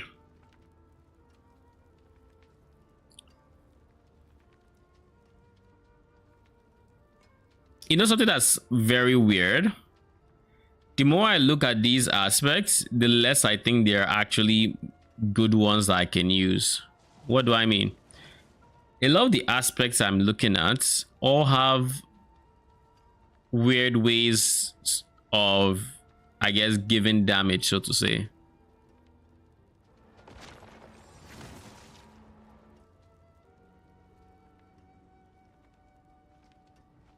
I guess this is one way I could do it, but I don't want to really have perma fear with Scourge, because if I have perma fear, then they're not grouped up, and if they're not grouped up, then we're not doing effective damage. But that's what I mean. For example, this would be good if I were to go like perma Scourge or like Scourge aura, because they would always be feared, and as such you'd always be taking the increased damage. But this is obviously not the best for the build, because I mean their AoE only goes so far, right? It's not the greatest AoE out there, and if I'm having them split up, which is the problem I had when I had the Scourge aspect, it's that they just split up and you'd end up having kind of bad wave clear because you're not damaging everything at once.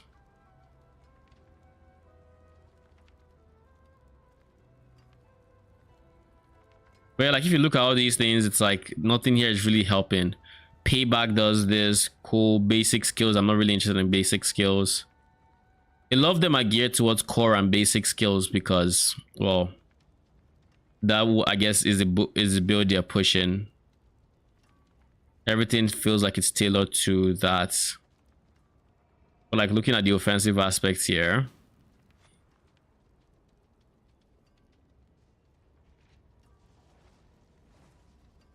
when enemy falls below this, have them explode for each element they affected. Like each element they have a dot for.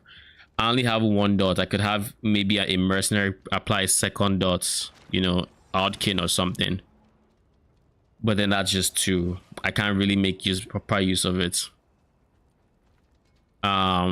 Maybe if I were to use what's her face, the other mercenary, then I could put a bleed on her, on the enemy, and then we could have maybe 3 of them.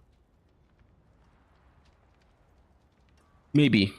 In our calm, I don't stand still often, so meh. Losing this stack has a, I don't care about that. Let's find the offensive specifically. I don't use Stinger. I might end up using Stinger more in the future, to be honest, because like I'm at a point where I kind of want to scale Pestilence Swarms, but Pestilence Swarms are a pain to scale. 1 resolve when you don't attack, don't care. This would be a way to scale the damage, but I would need a way to permanently like just keep generating resolve, which I don't have a way of doing that. Ferocity when you CC an enemy. Okay. Focus skill recalls nearby spirit feathers, which deal lightning damage to enemies along the way. Okay. Enemies have a chance when they hit you, stunned, knocked out.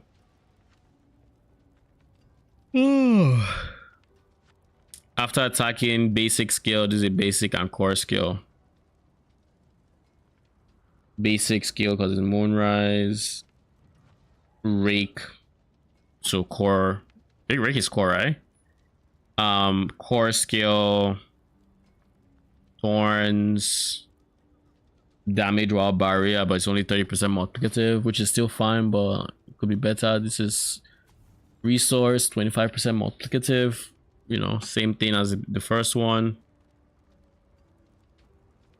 Incarnate skills. You become vulnerable.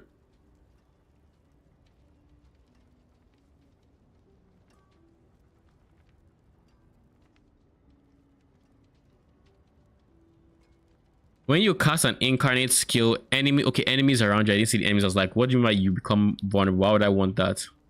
Wait, enemies become vulnerable, killing the vulnerable echoes, yada yada. Can't use that because I'm using a lot of dots and whatnot. Needle flare. Explode. Basics. Jaguar. Do you see what I mean? It's like the aspects are not stuff I can potentially use. There are a few I can. Like obviously the generic ones, the Edge Masters, the Conceited, I can use them. Poison Wild Thorns. Crushing Hands. But like a lot of them are just, they're so specific.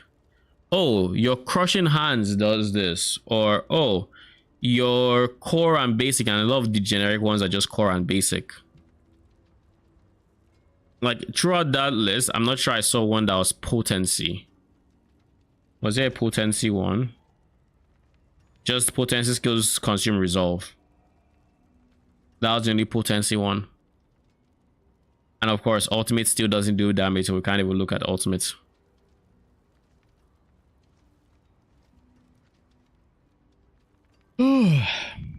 And if I go Pestilence Swarm, like I said, I have a feeling like poison right now just isn't it. And one of the reasons I say poison isn't it is even though I can overwrite a swarm for over 1 million damage, right? Like right now I can overwrite a swarm and it explodes and it does over 1 million damage. The dot itself, because that is the amount of damage it should have done, and that damage goes through my CSD. The amount of damage it is doing as when it is a dot is nowhere near the same amount. Now let's just look. This is before we have any buffs like armor to damage, like the one that converts armor to weapon damage. So this tooltip says 98,000 damage over 9 seconds. So you know that should be on average almost 10k a second. Actually more than 10k a second, because it's 9 seconds, right? So it's more than 10k a second. If you were to properly split it up, now if you say like every half a second, then you know that would then be like 5 to 6k. But anyways, look at this is how much damage the dot itself does before it starts exploding and whatnot. 8,400. And I don't understand why it's this low. And of course when it starts overwriting, this starts happening and I start getting the 1 millions and whatnot. But I don't understand why like if I wanted to scale Touch of Death without overwriting the swarms, it would just be a non-functional skill, and I do not understand why. Keep in mind right now it is still doing a 1030 1000 and whatever damage over time effect right now, and I think that is genuinely wild. Because here, like it's supposed to be 107. If we look with the buff, it's 165. So realistically, if I do this and I do this, the dot is like, I saw like 6k, 7k, I guess. So like that helped a bit, but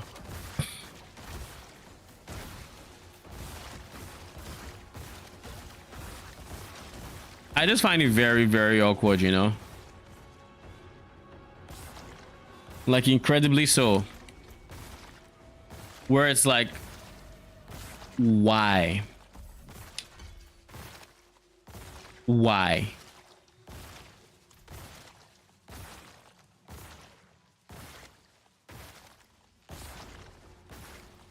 I don't know, man.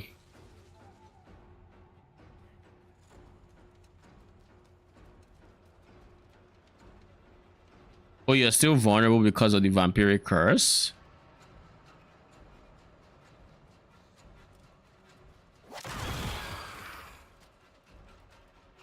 So by having Scourge, that would override that. So if I'm going vampiric curse, I'd have to just not use any defensives as much as I can, because that would overwrite the vulnerable.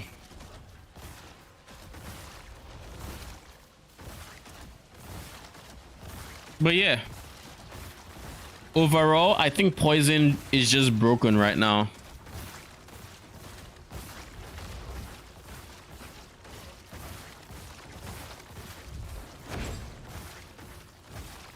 I think poison is genuinely just broken.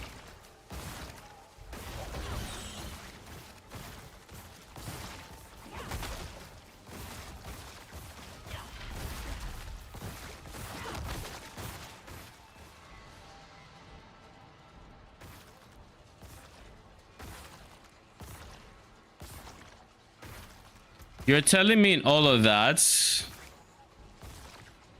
I didn't even lucky hit it? I didn't lucky hit it to infect with my... That can't be right.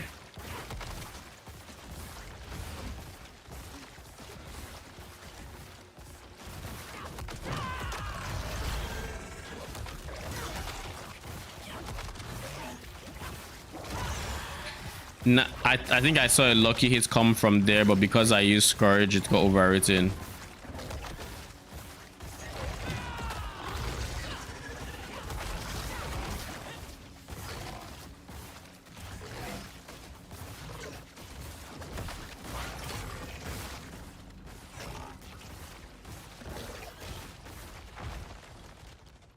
Why is it that it was when I left?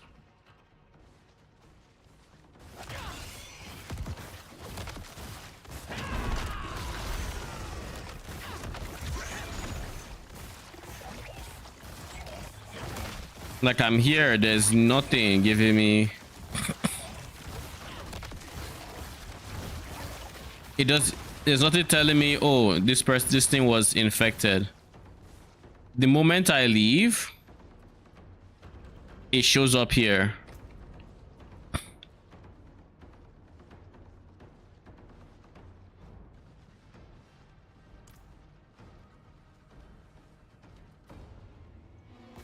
And I think it's too consistent to like not be a bug or something.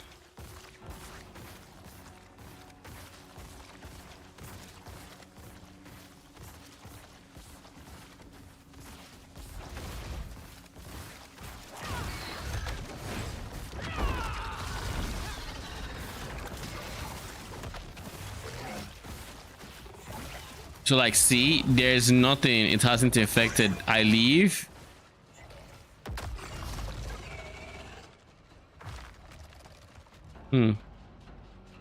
This time it didn't follow. Kind of weird. Anyways.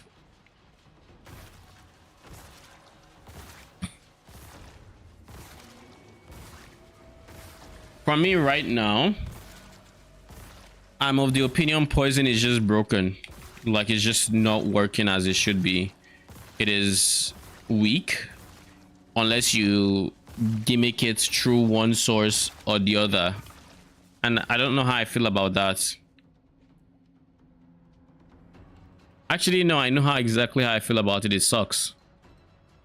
I can't make a damage over time build that is going to be functional because it feels like I'll just get cocked.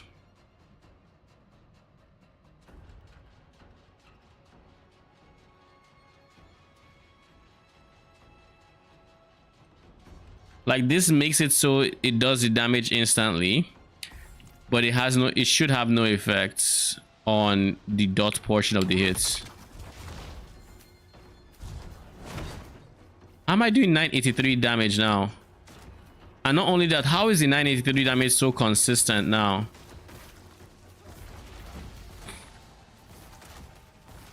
And the poison damage is scaling properly?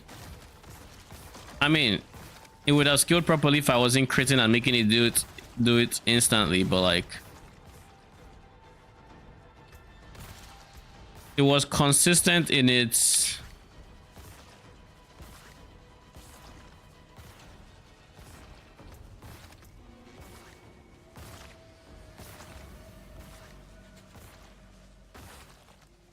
why is my CSD as low as it? Is it because I replaced this? Did I replace his CSD stats? I think I may have. But that shouldn't have been enough.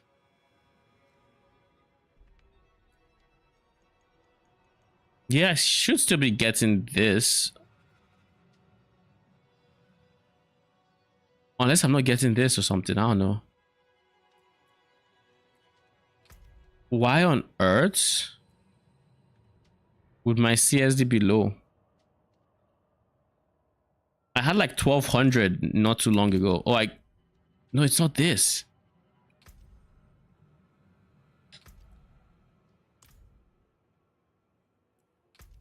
I am so confused.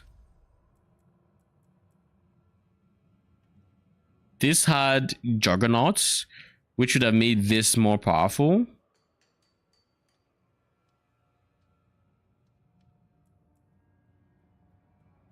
I'm so freaking confused. How did I lose CSD? Where?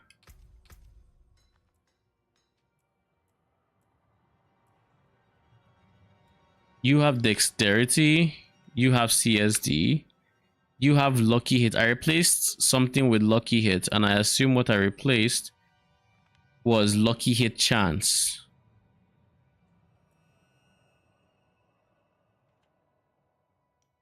Whatever. I don't care too much. But anyways, now we're going to do this. And my poisoning effect is like literally double damage, which means my CSD is scaling my regular damage. Where's my block chance? Is it capped? Yes, it is.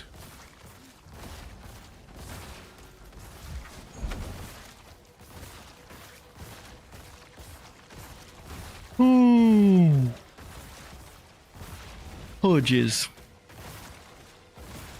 Okay. So think.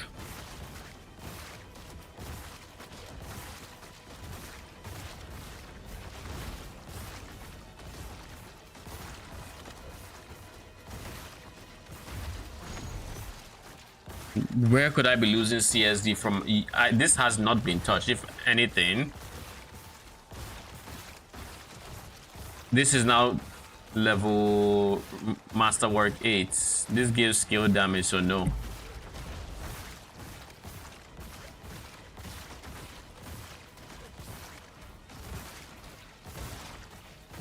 Lucky hit chance was replaced. I think this was lucky hit chance as well.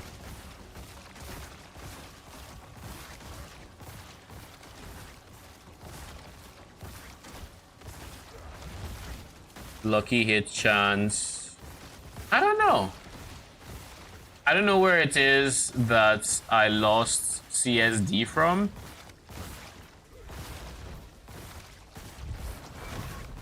Could it have been from somewhere else in here?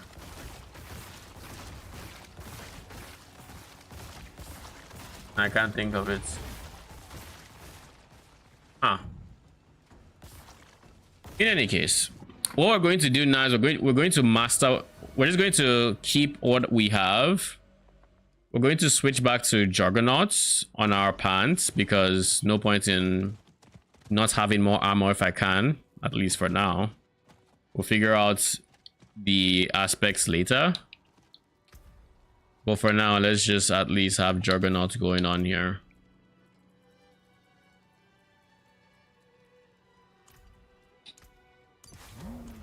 Then we're going to just masterwork everything to level 4 at the very least.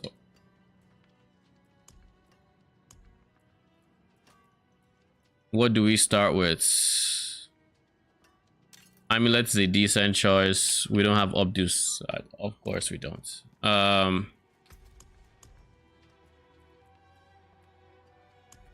Let's try 6 wave Infernal Horde.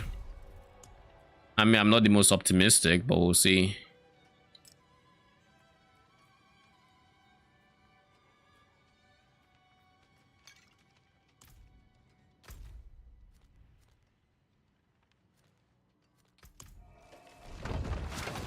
I'm not the most optimistic about my damage, but hey, we'll see. I currently have the seething opal for crafting materials, so hopefully by using this every single time I play, it gets me to the point where I don't have to worry about herbs again. Hopefully. I doubt it, but hopefully.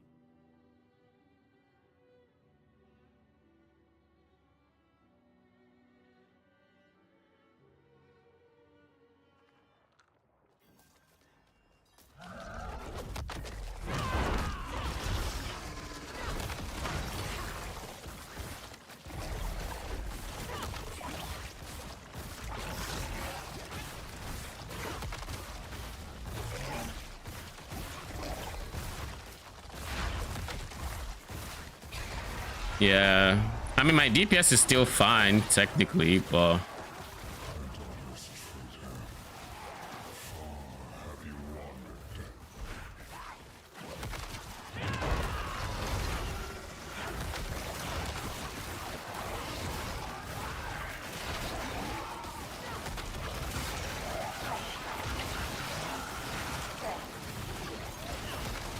Not ready yet.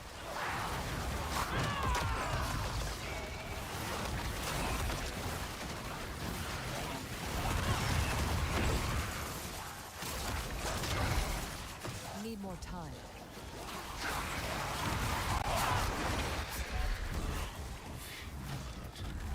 to be fair, that was dumb from me.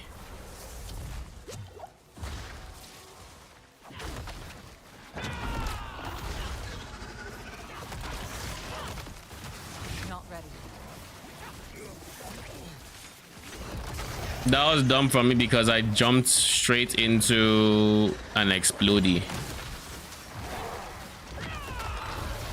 Need more time.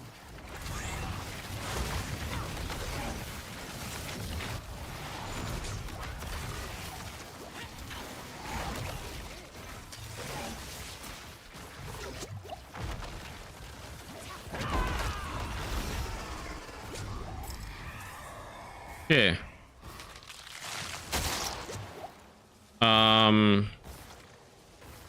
So I said I was going to switch to, where's this guy? Earthen Bulwark. That should be let's go with this guy. Okay, the next one should be Vortex. Let's try it out.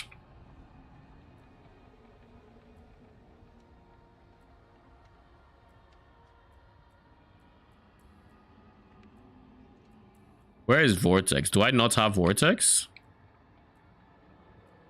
If I don't, that'd be interesting. Okay. In that case, let's go crits chance here.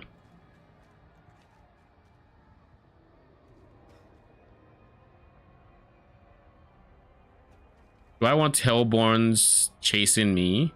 I don't know how I feel about my DPS right now. Let's go for Aether Mass for now, until I'm more confident in my DPS.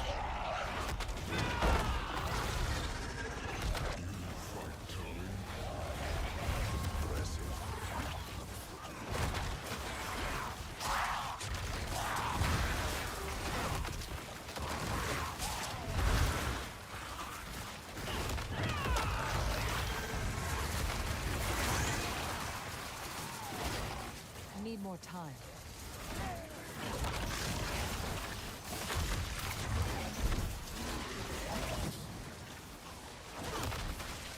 Not ready.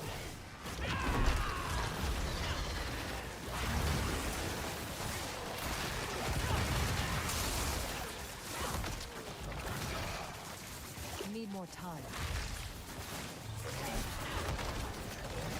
Okay, I'm getting overrun by this shaman.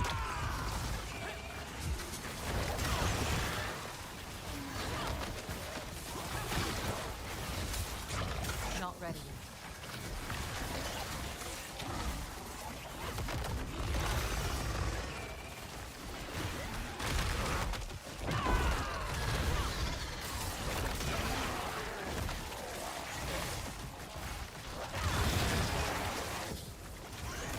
Oh, is that what those souls look like? Need more time.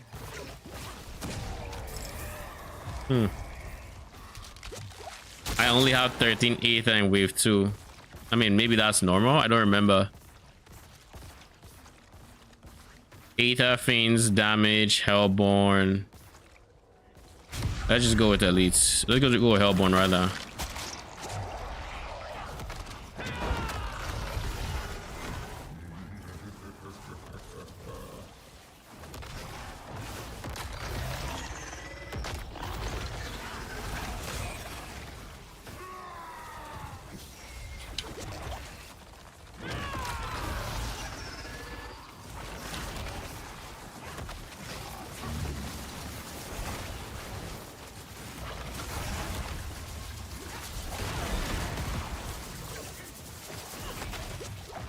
Need more time.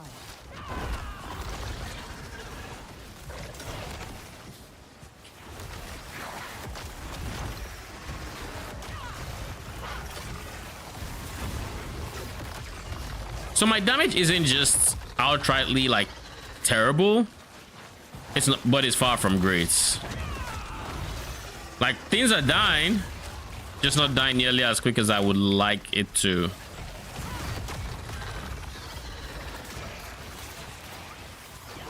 And defensively, we're not as immortal as I may like, but that's kind of fine. Not ready. My regen seems good at the very least.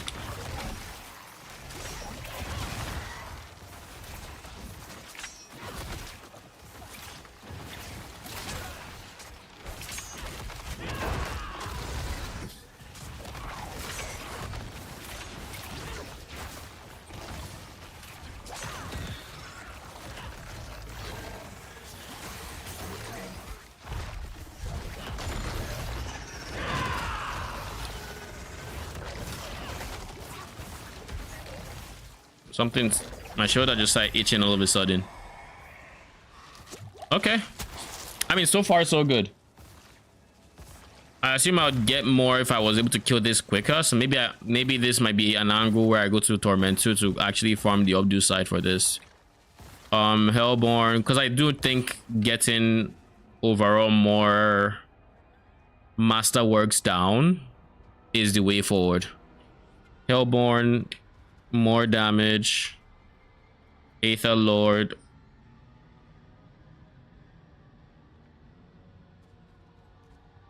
See, like, here's the thing, right? If I chose to switch to Centipede right now, I'll be so much more survivable instantly by just virtue of they aren't doing nearly as much damage as they could be doing. Etheric mass damage is this. Let's not do Aether Lord. They can be very tanky.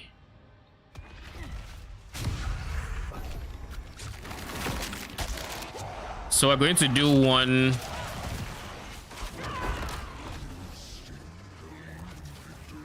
Kind of fucked up my combo.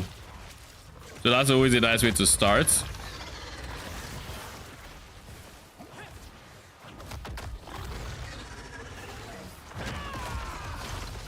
Need more time. Why on earth did it give me But there are a few things that are happening right now that don't make sense to me. I don't see a universe where there is, I guess, a chance for a 60-something% chance for my touch of death Not ready. to... Ow. Yeah, there was just so much happening there.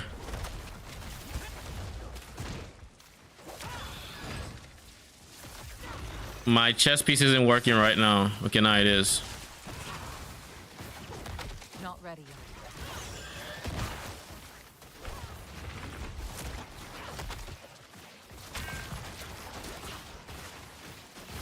Need more time. My ulti is not going faster. Finally. Need more time.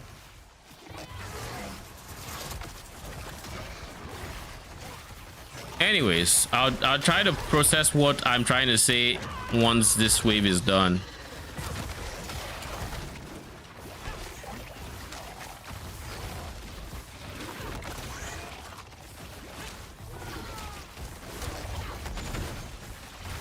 Not ready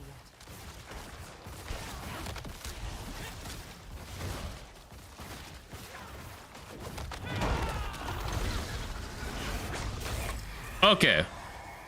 So there are a few weird things that I think were happening there. Weird thing number one.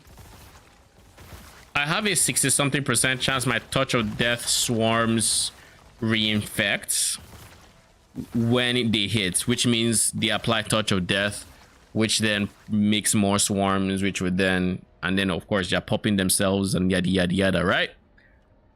Now, on top of this, I currently have a swarm duration of 22 seconds. Cool? 22 seconds. Keep that number in your head. 22 seconds. So you're telling me with a 22-second duration and a 60-something% chance to reinfect on hit, and they hit at least once a second, I still lost a touch of death swarm because I had less than 3 on top of my manually applying touch of death.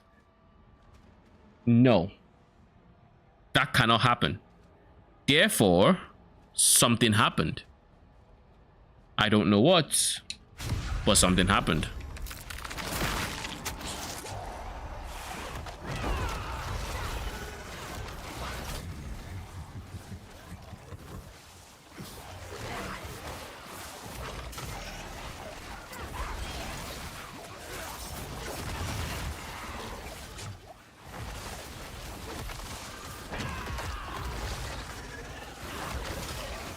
Quite the challenge.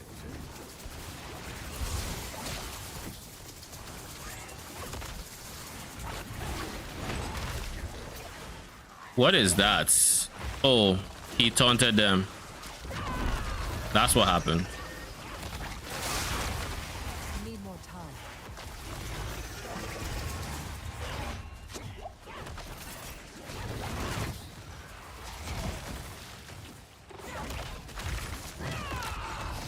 Let's just make sure things don't despawn.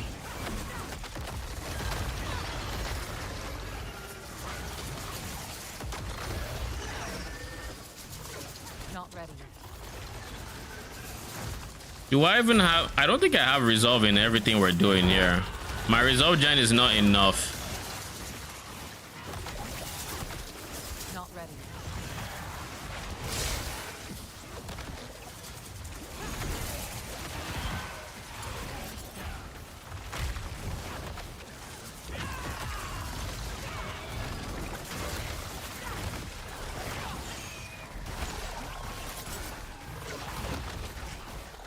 Not ready yet.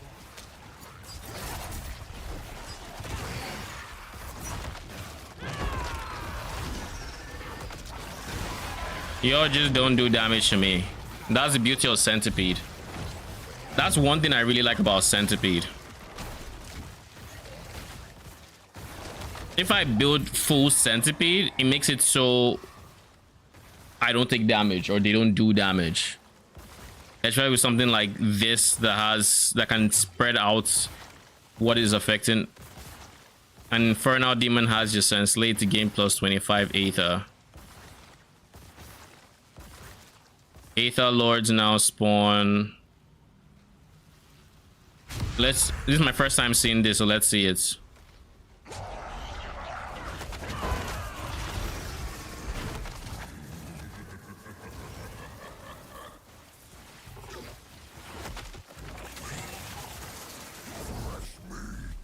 No.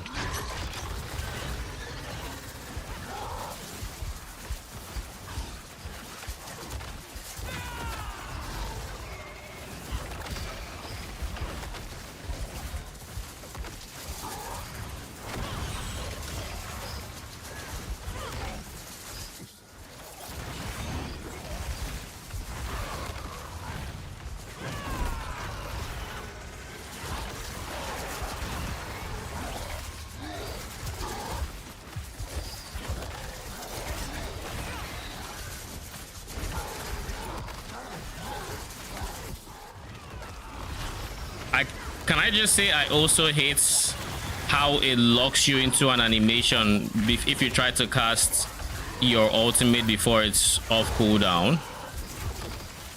Like here, it locked me into the animation.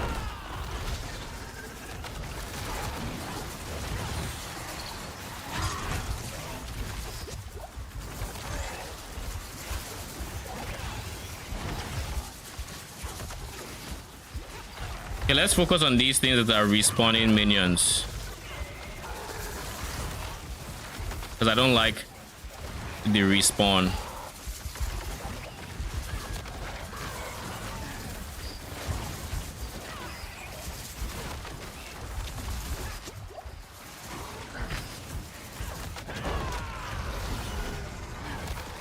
Not ready.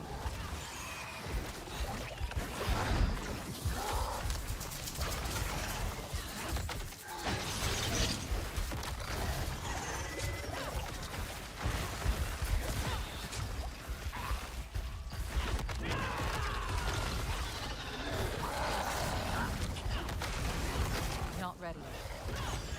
Okay, so everything else except you is dead. Okay.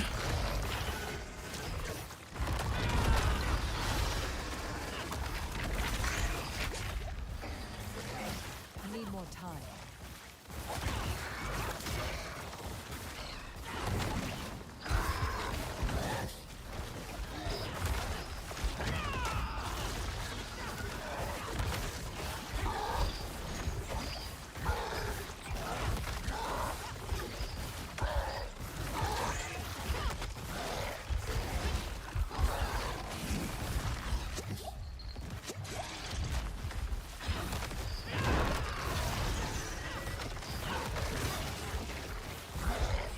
My guy's about to die.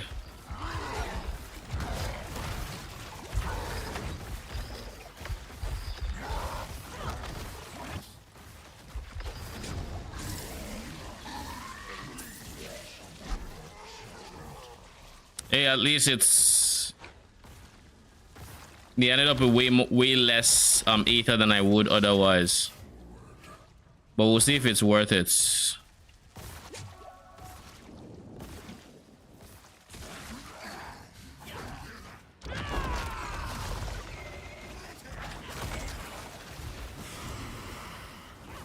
Bruh. Don't tell me you're the...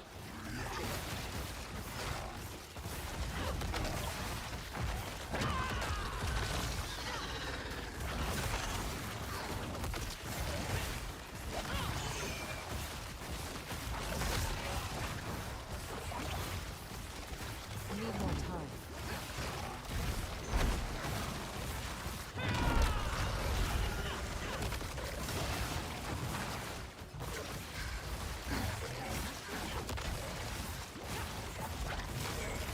We're gonna be here a while.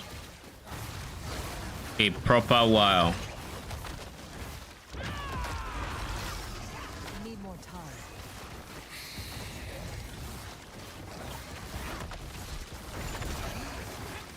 Maybe I should use less modifiers to like CC'd enemies. and more just generic modifiers that I would always have access to in single target, because I think that's part of the reason Not ready yet. I'm not doing as much damage as I would like. Well, that's when I didn't masterwork when I probably should have. Jesus Christ. Not ready yet.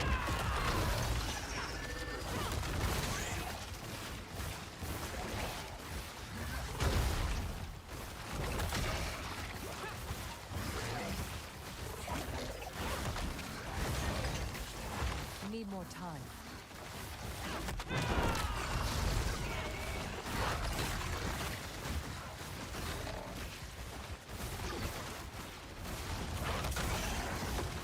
Need more time.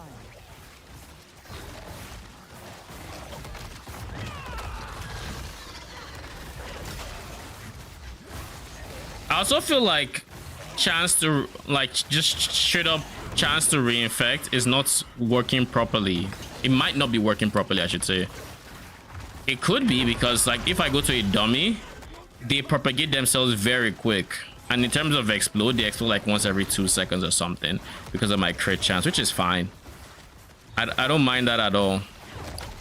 But what I don't understand is, like, when in situations where I'm actually fighting with them, they just decide, you know, they're not going to reinfect, or somehow they just, I don't know if it's that they are dying.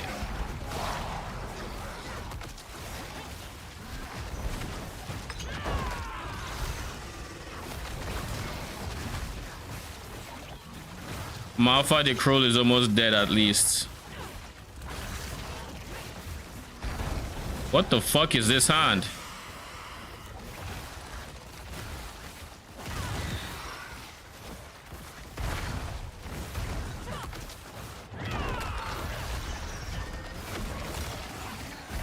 I feel like I should kill this Ismail before. Need more time.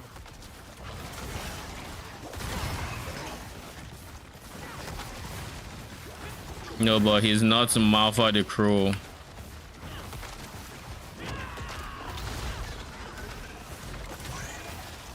Let's get him nice and close to Ismail, I guess.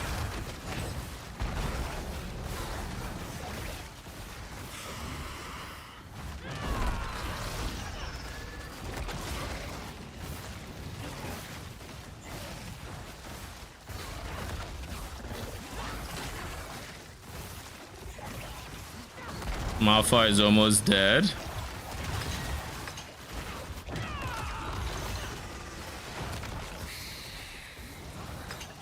Now he's dead.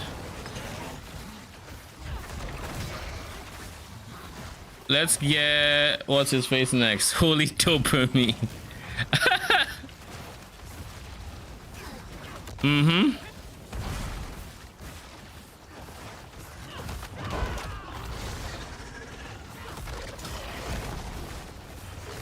Well, you haven't seen these levels of dopamine before.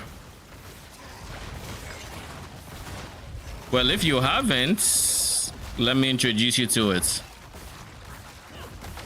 But yeah, I want to say it is of every fault of mine that I'm not doing as much damage as I would like, because I was able to clear the pits that allows me to be in Torment 3 with relative ease. But at the same time, I'm like, I don't know. What the fuck is happening?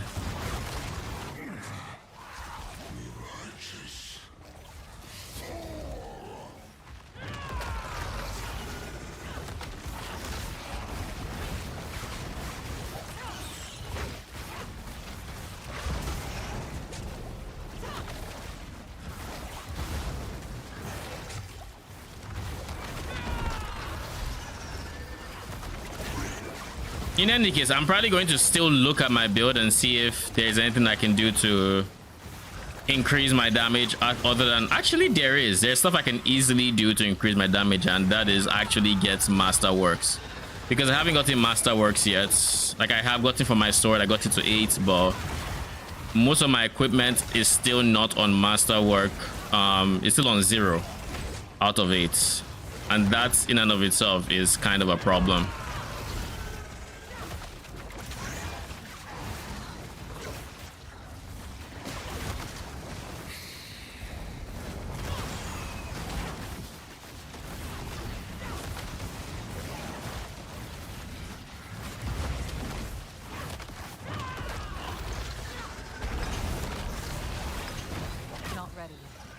Oh look, Wayan the Shadow and Ismail are both low-ish.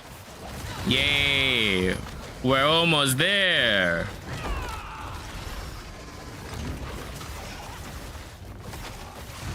Almost. Not ready. We just have like how many more working days to do these fights? 2 to 3 business days, I think, should be enough. Also, there's something that's body blocking me from the person I'm trying to attack, and I don't know what I think it's these hands, and I don't understand the hands or what they're doing here.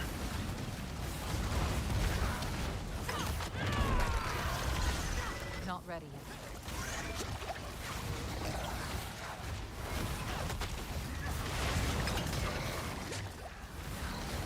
This or Sanctum? You mean which would I rather do? It really depends. Like, this is of I've had fun in Infernal Hordes. This is like this because I am not set up like I should be for this, I assume, torment level. So like going into this, I knew I would have like damage issues. It's not like my damage is good everywhere else, and here it's just strangely low. Like, no, my damage in Torment 3 is just Not ready yet. not up to par, I don't think. So I need to figure that out sooner rather than later.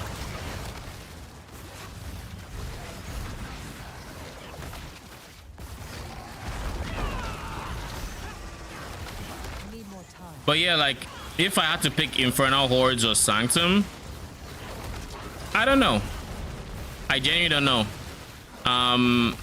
As much as, you know, I'm not the biggest fan of D4. Not ready yet. I just did 22.1 mil damage. How? Are you telling me I was doing 22.1 mil damage here and there, and how? There's no way you tell me I was doing 22.1 million damage and then also tell me the next breath that I took that long killing them in Torment 3. There's no way they have that much health. But this is what I came for.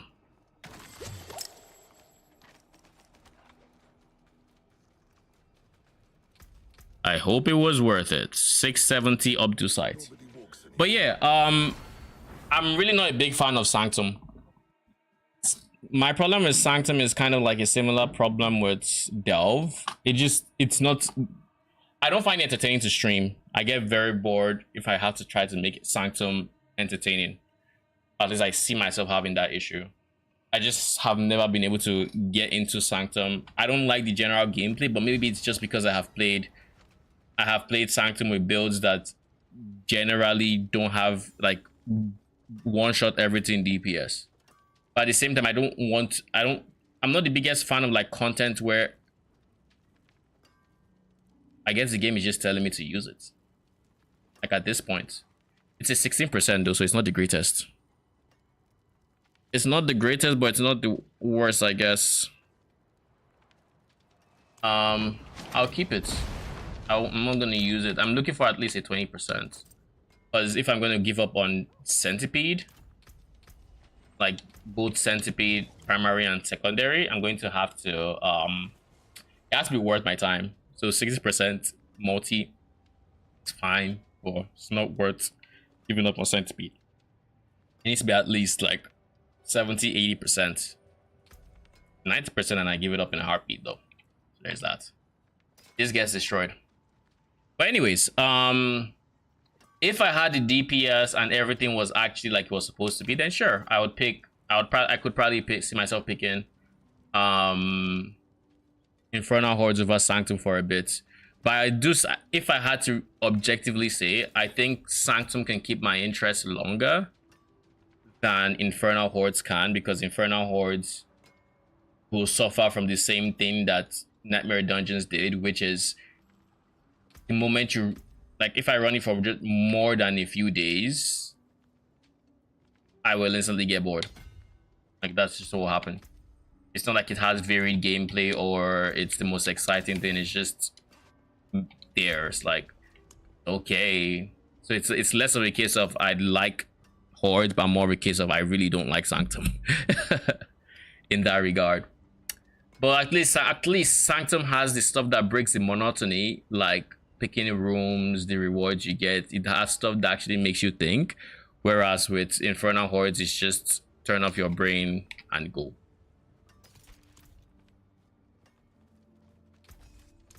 But yeah, I need to fix my DPS. So let's just start master working shit, because that is where we have to, I guess, start from. Damage to slowed enemies. I need to fix that actually. I don't slow enemies as much anymore, so damage to slowed enemies will have to be shifted from, yeah. So now we're going for, I guess, ideally centipede damage. But realistically, gorilla damage also works, but I'm messing around with the different worlds and yada yada. But so they're always going to be centipedes, but they're not always going to be potency damage.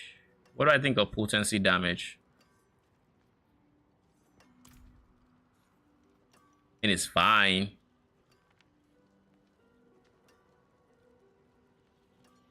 Anything breaks, the forge is hot. Let's do this. Let's use my first one. That's my first time using that currency, but it allows me to apply more tempers.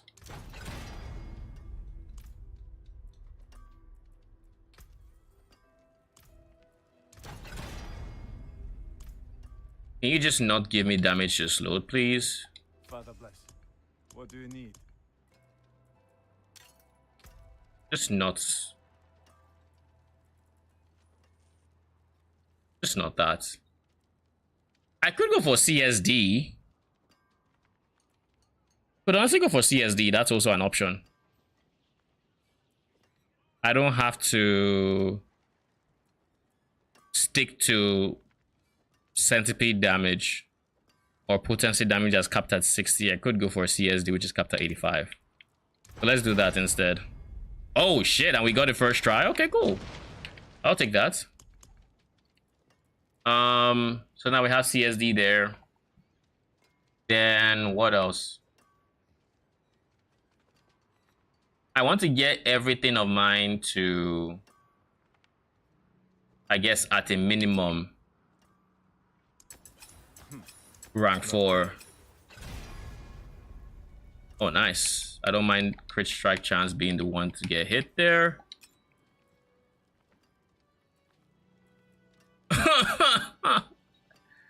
Why? Really? Bruh. So iron trunks are an issue, and so are rawhides. Fun. And from what it sounds like in general discussion I've had, it doesn't sound like the materials shortage problem is a thing, or has been solved rather. I don't like that Shadow Res got it, but I will worry about Shadow Res getting it once I've done everything else. Nice, nice, nice, beautiful. What's left? You are left. I don't care too much for your stats, but I guess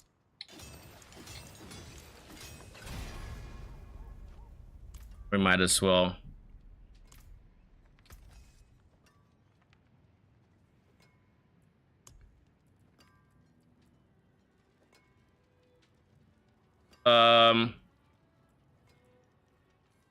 You got Touch of Death Swarm duration, right? Yeah, 4/8. You're 4/8?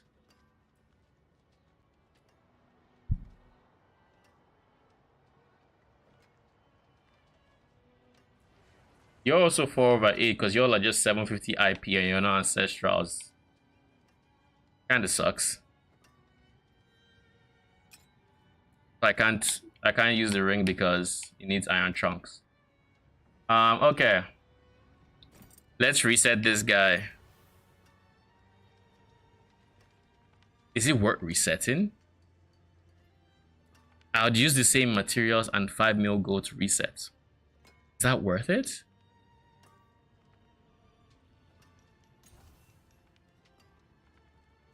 Okay. That there is worth the point. Jesus Christ, man. It's just one thing or the other with you, huh? So it went from shadow res. I guess it's not bad that I got lightning res. It caps this, and I'm just barely over 1% above max, so like that works. Shadow res was the thing that was previously capped, I assume. We still need to worry about capping these 3. But all in due time, I think. All in due time.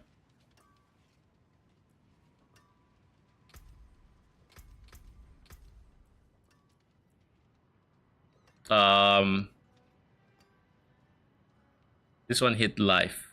I don't mind it hitting life. Rather anything else. Pestilence swarm damage is also not something I want to scale anymore. I have seen the lights, and I don't think pestilence swarm damage is particularly good. Instead, I'll go for a CSD.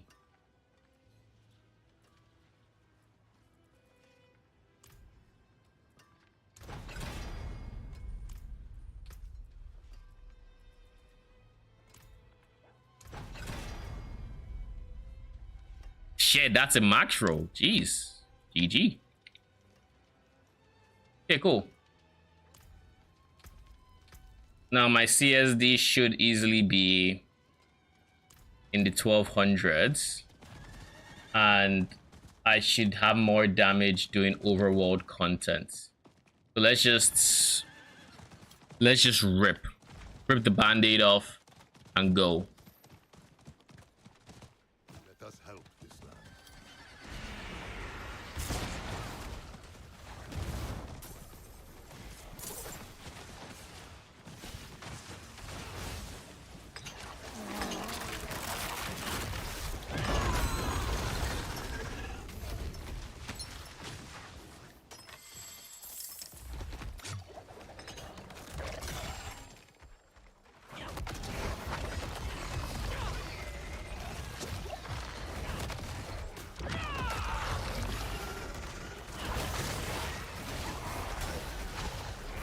Not ready yet.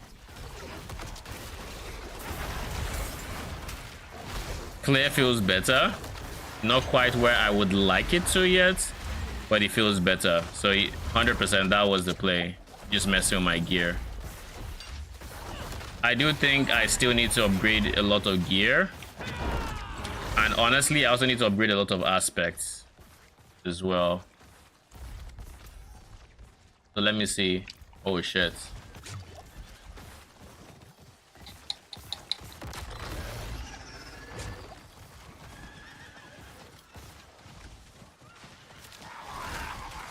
Someone is killing you, eh? I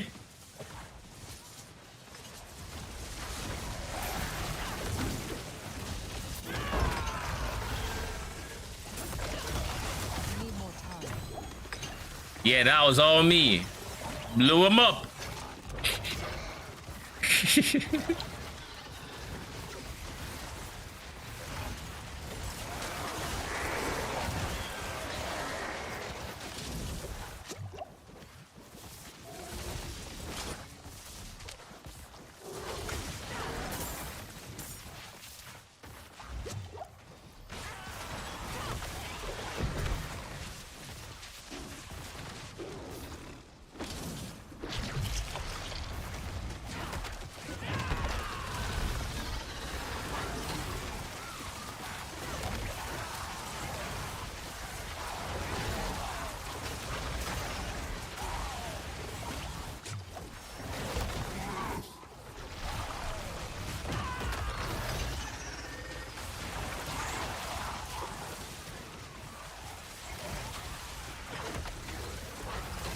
I guess I just sit and look pretty.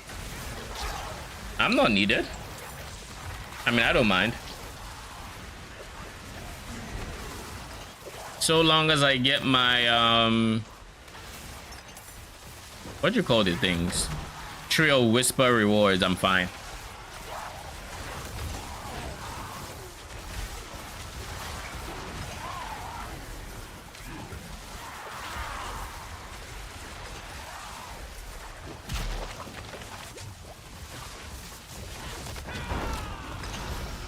Jesus Christ. Insta phasing, huh? Need more time. Ooh. I'm in. Thank you for the farms. I'm gonna be here as long as I can.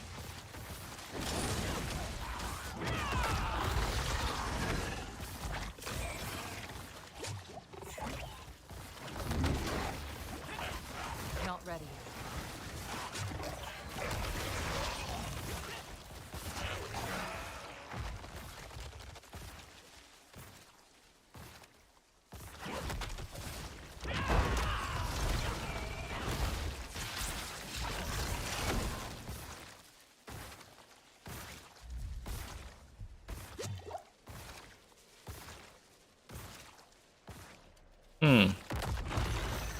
So if I put this last one in,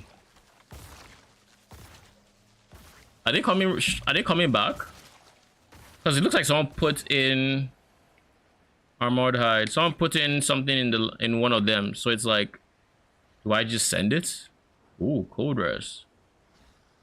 But nah.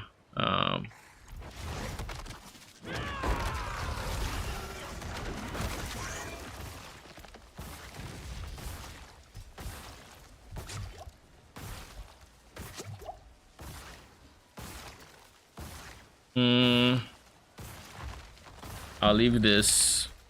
Well, I'll destroy rather. Unless I want to get rid of the payback for Touch of Death, but meh.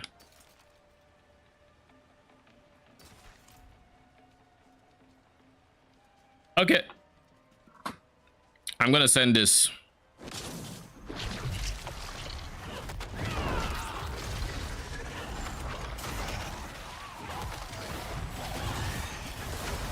Not ready yet.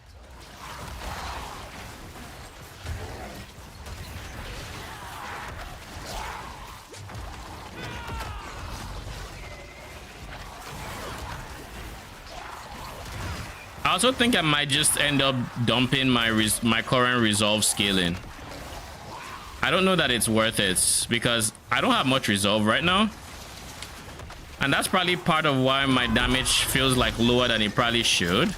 It's that I'm taking more damage here in general. And because I'm taking more damage in general, I have less damage because of the way resolve works. Not ready yet.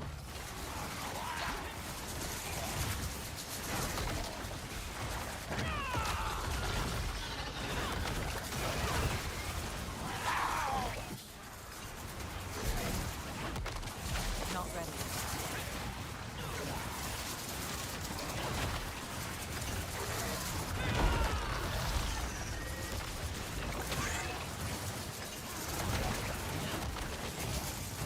I need more time.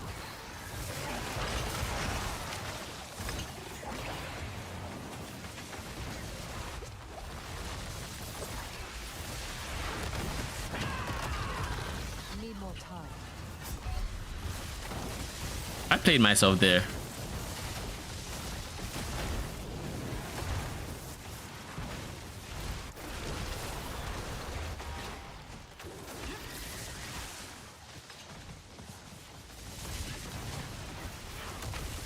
I need more time.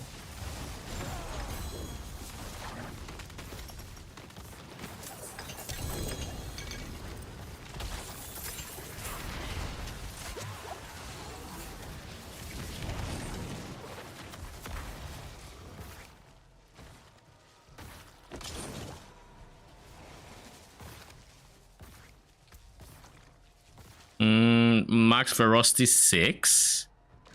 So a perfect roll. Oh shit.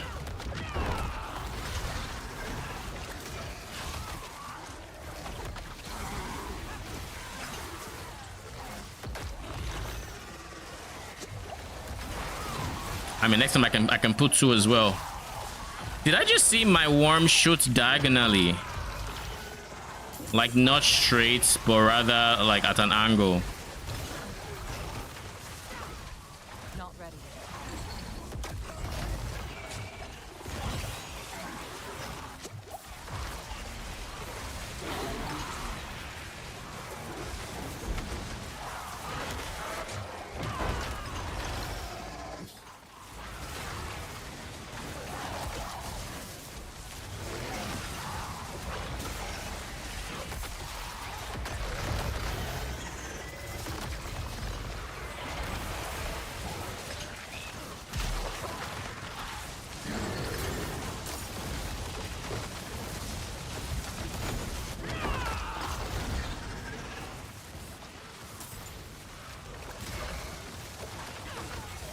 Need more time.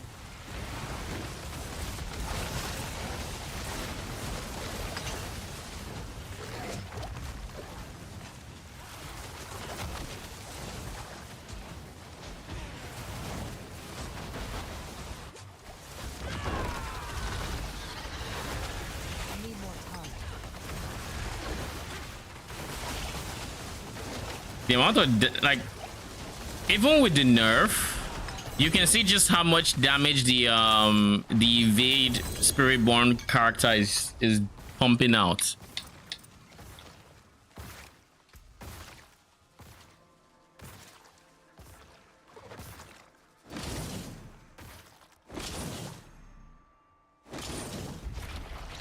Oh fuck, I forgot to add one.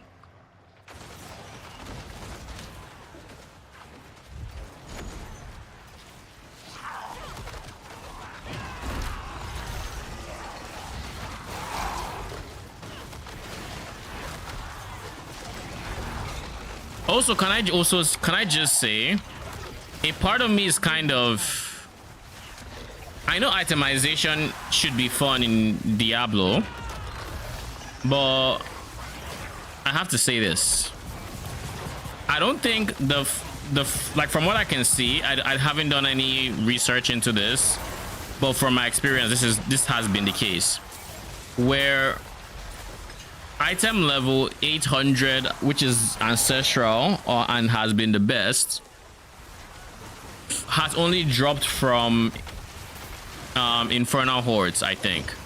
So I've been in a situation where I haven't even glanced at another weapon for, I don't know, like 3 days, because everything is 50 DPS less. Like, just always 50 DPS less. Even what's it called? Whisper. Even Tree of Whispers is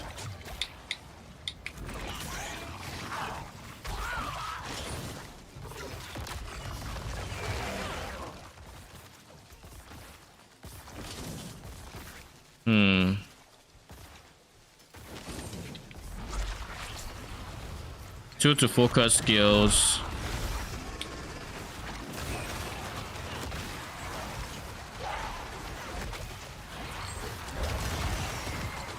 Not ready. I miss the perma fear that they had, I'll be honest. Like, a part of me does. I know it's not conducive for my current build, but I kind of miss it. When I just pop into like the center of any group of enemies, they just run away.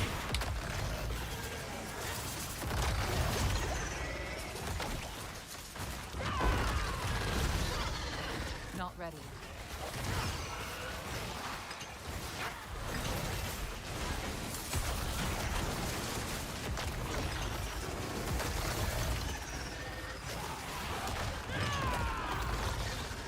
Need more time.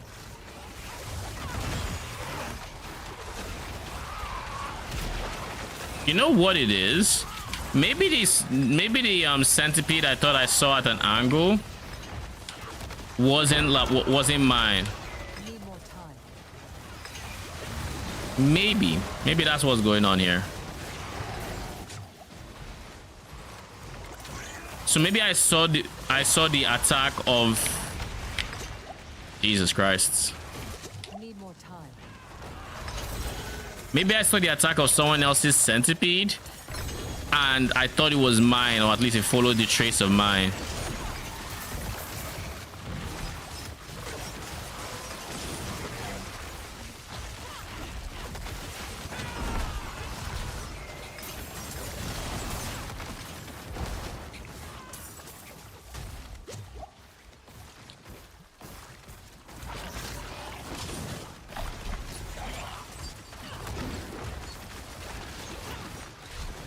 Need more time.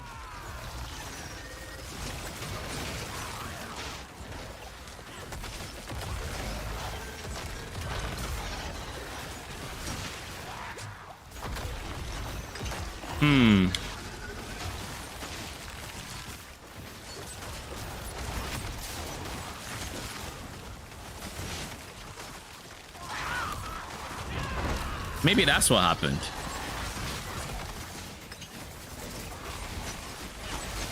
Or it could be something very weird entirely. But I doubt it's anything too weird. Who is freezing? Do we have a... Oh, we have a rogue.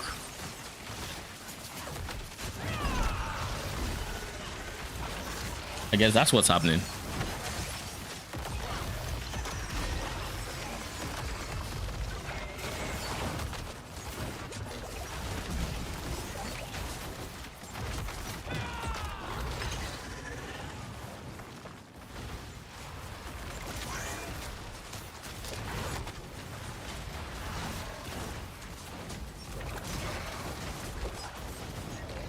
Nope, we don't fuck with that circle. Not ready yet. Jesus Christ.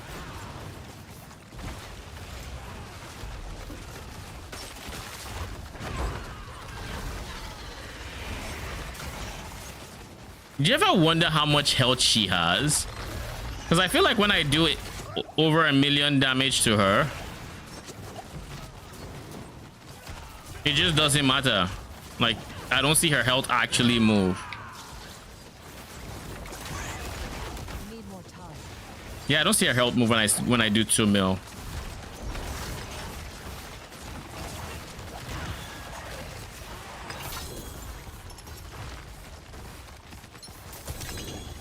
Ooh, please be good GAs, please. You're double GA Dex and goddamn overpower, man. It could have been anything else, literally anything else.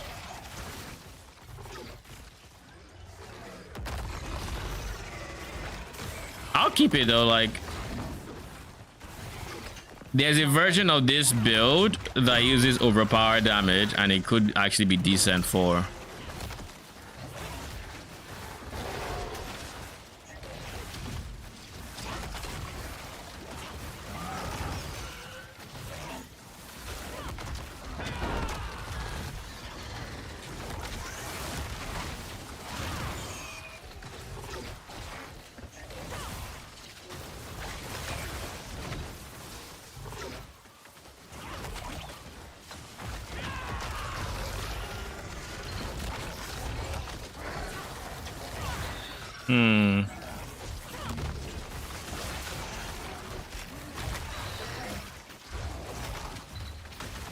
Not ready yet.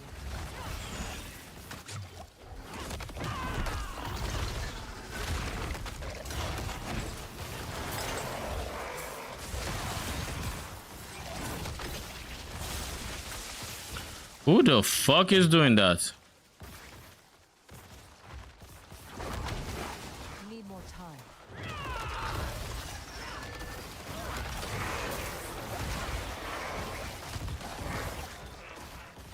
Is there some other player here? Or was that actually my damage? Not ready yet. Okay, there is a second player here. I have no idea if that was my damage, like I said. Not ready yet.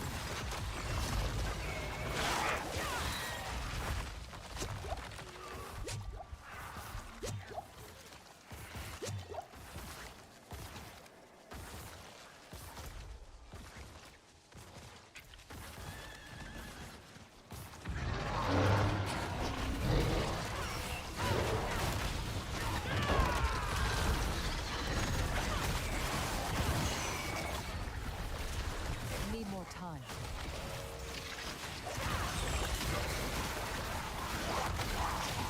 I need to kill this damage reducer in particular.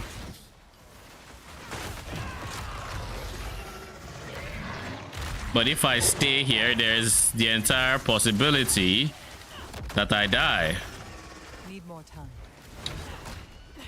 Yeah, fuck that. Light, show me mercy. Like, I would like to kill them. Not ready yet.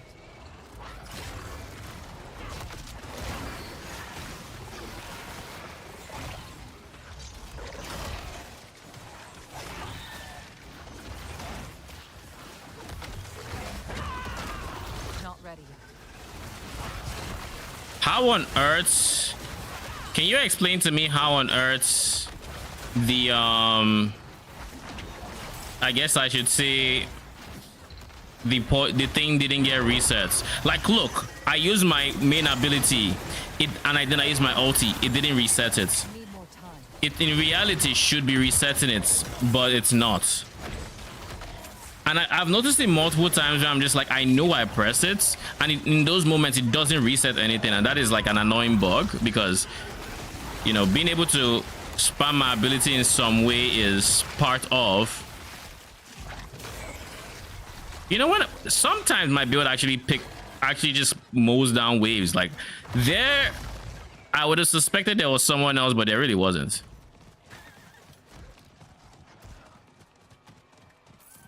Thank you very much. Pick that up.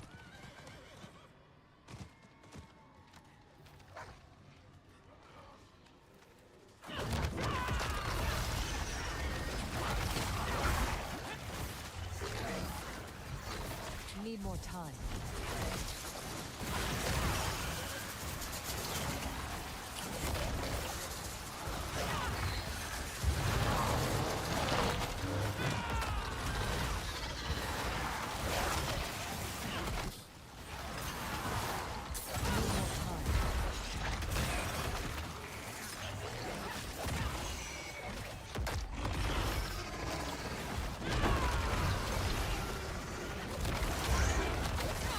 Not ready yet. Is there someone else here, or is it just all me? Nah, there's someone else here. Okay, cool. Not ready yet.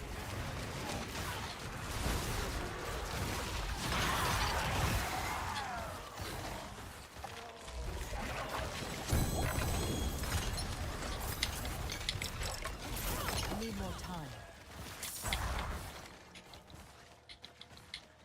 Thank you very much.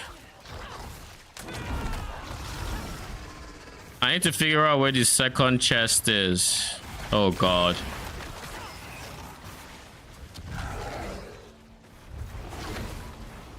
Thank god. All right, let's open helltides.com and let's see where on earth the second one is. Okay, so the second one is here. Around here.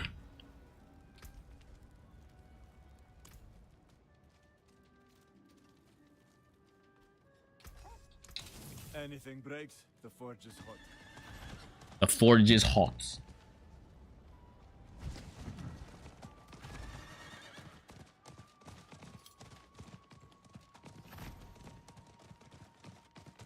We must prepare for a fight.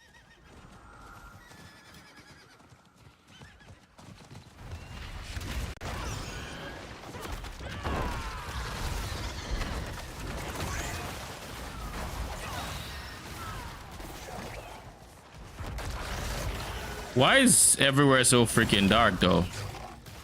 Need more time.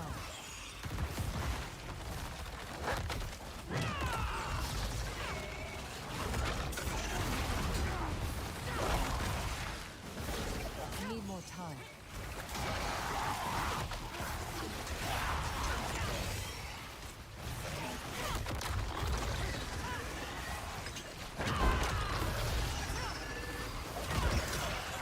Not ready yet.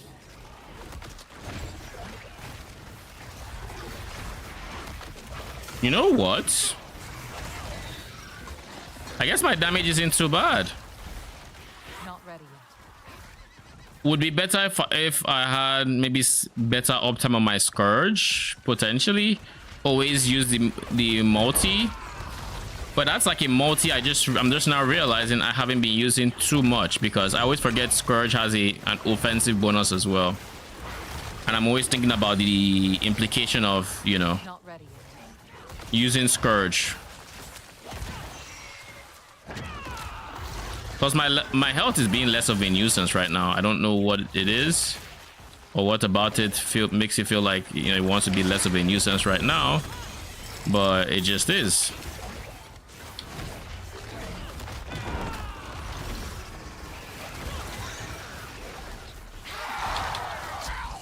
Ow. Not ready yet. I'm trying to pick up my shit, okay? Because once I kill this fuckers, you know what's gonna happen? My god. Need more time. Helltide is about to start spitting mobs at me and I'll be able to pick it. Okay, cool. We've dealt with them. Now we can engage with what is to come.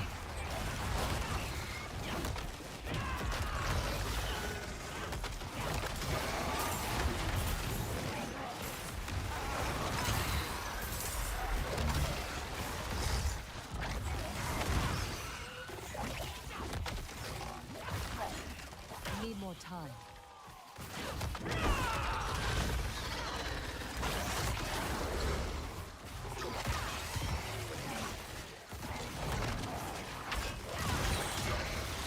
Need more time.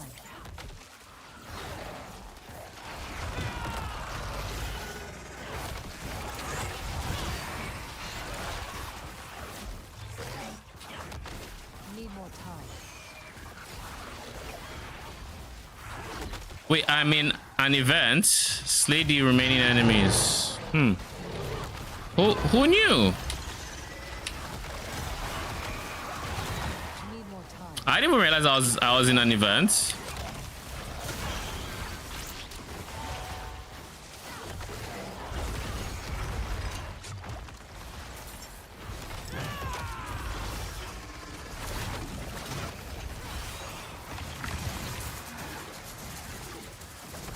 Not ready yet.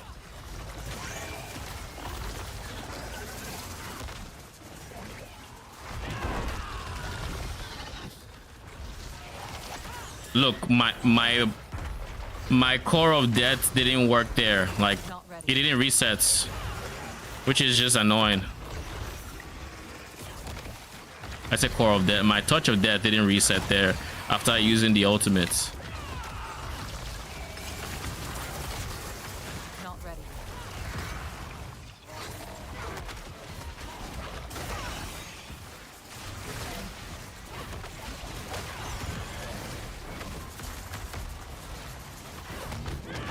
Okay, resets. Like, it's so buggy that sometimes it doesn't work and sometimes it just works. Like, it's like 7 times, 8 times out of 10 it will work. Not ready yet. But then that last time, or those last 2-3 times, it just doesn't work. And it's not about to humor the idea of working.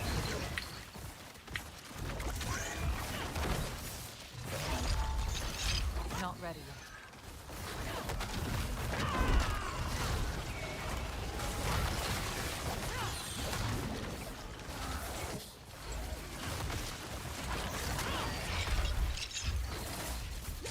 Need more time.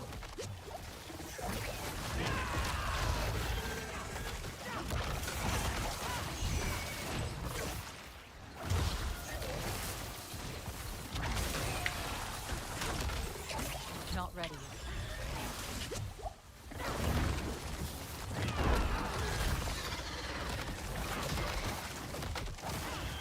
Like, look, I'm actually doing 3 mil damage, 2 mil damage. I'm doing good damage to it, but like, it's just so freaking healthy.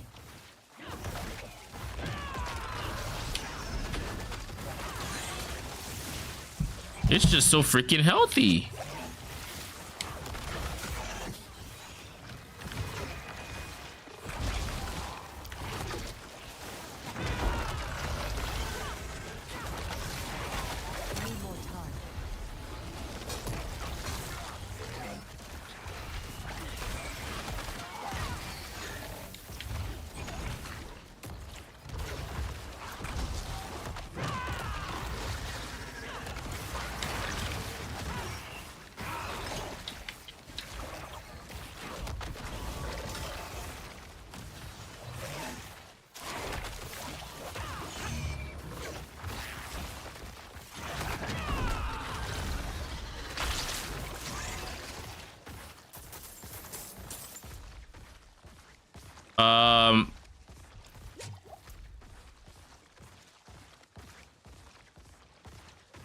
Where is the one for weapons?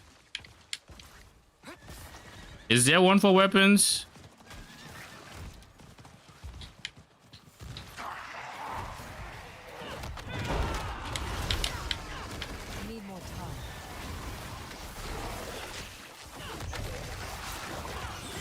Sorry, I have to kill you now. You hit me off my horse. I don't make the rules. I just follow him. All right.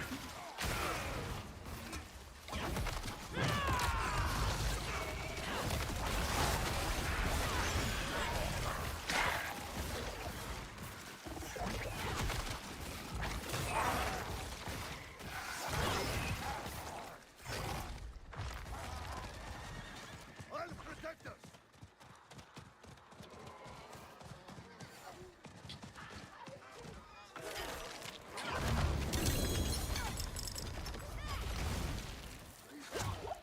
I'm going to see what my one swarm does.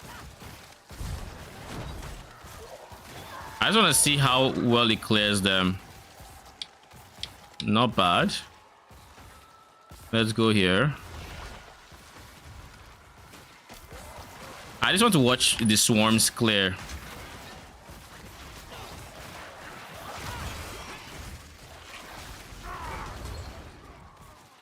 How am I losing swarms? Do you see that? How do I lose swarms? I don't get it. I have near... Like, I have 60... Was it 63% chance for them to reinfect on hit? So are they just not hitting?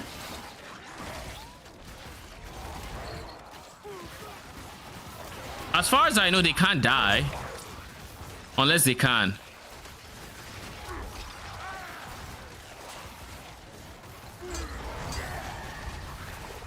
Come on.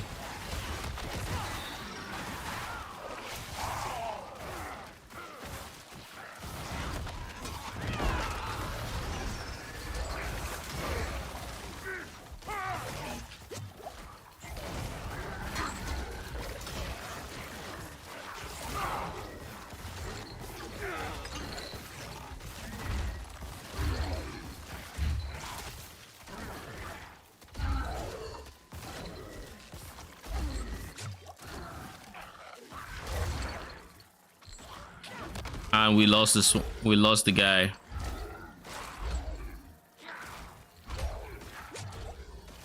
I don't understand how this works. If it has a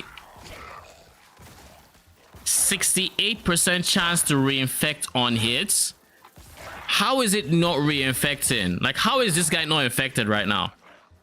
How? There's a dot on it, so he's clearly infected. Or not. I guess he's not. So yeah, they just aren't propagating themselves properly.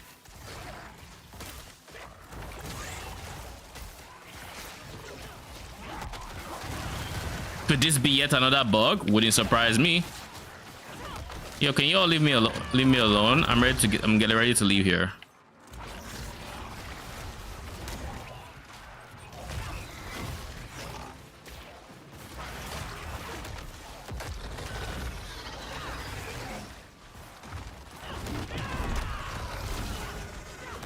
Not ready.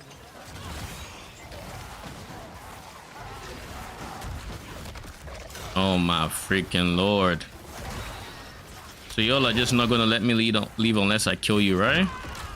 Alright, just die, please. I need more time. The sooner I can get away from here, the better.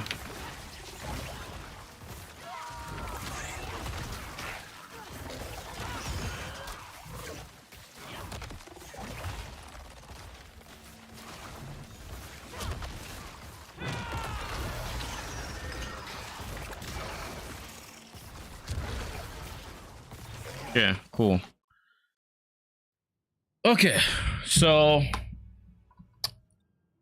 we might be approaching another bug. I don't know, because like it doesn't make sense to me unless the swarms can die, which again Makes no sense. They have no health bars. It just wouldn't make sense if they could. So how is this happening? King Gorgeous with attack speed. I have no intention of using these skills. But I guess I could, depending.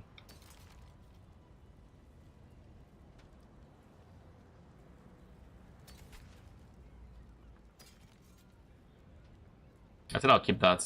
CSD damage, meh. Potency, fire res.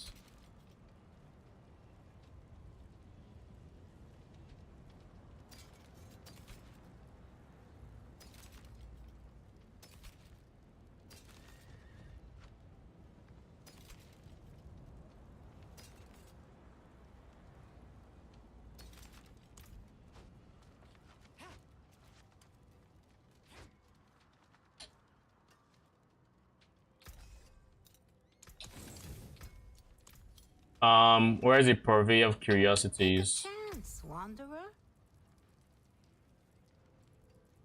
I need offensive aspects. This costs 100, whereas gloves cost 50. But gloves can be utility or offensive, whereas pole arms are just offensive. So odds are pole arms are better for just straight up getting offensive. Why don't I do this? Let me cheese this a bit. Oh. But yeah, let's cheese this a bit.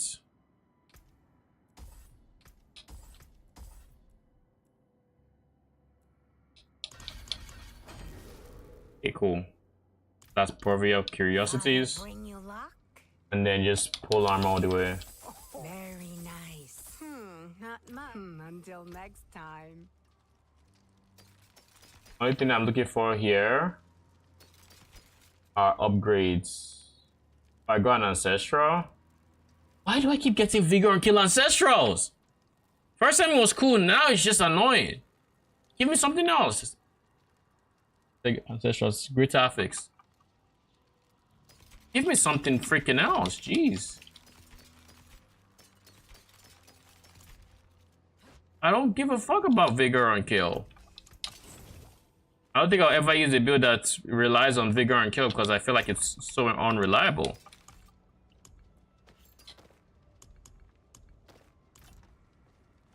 Yeah, that didn't work.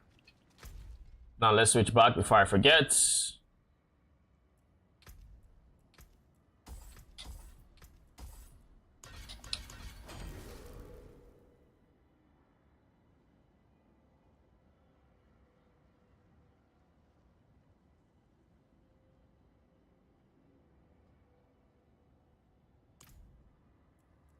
Okay. Anyways, I think we're done. I'll be back tomorrow, same time. Thank you for stopping by. Appreciate y'all. And yeah. Hopefully we're not going to deal with more bugs, but I wouldn't hold my breath. Knowing D4, it's inevitable. No, it's not even like it's gonna happen. It really is. So let's hope it doesn't.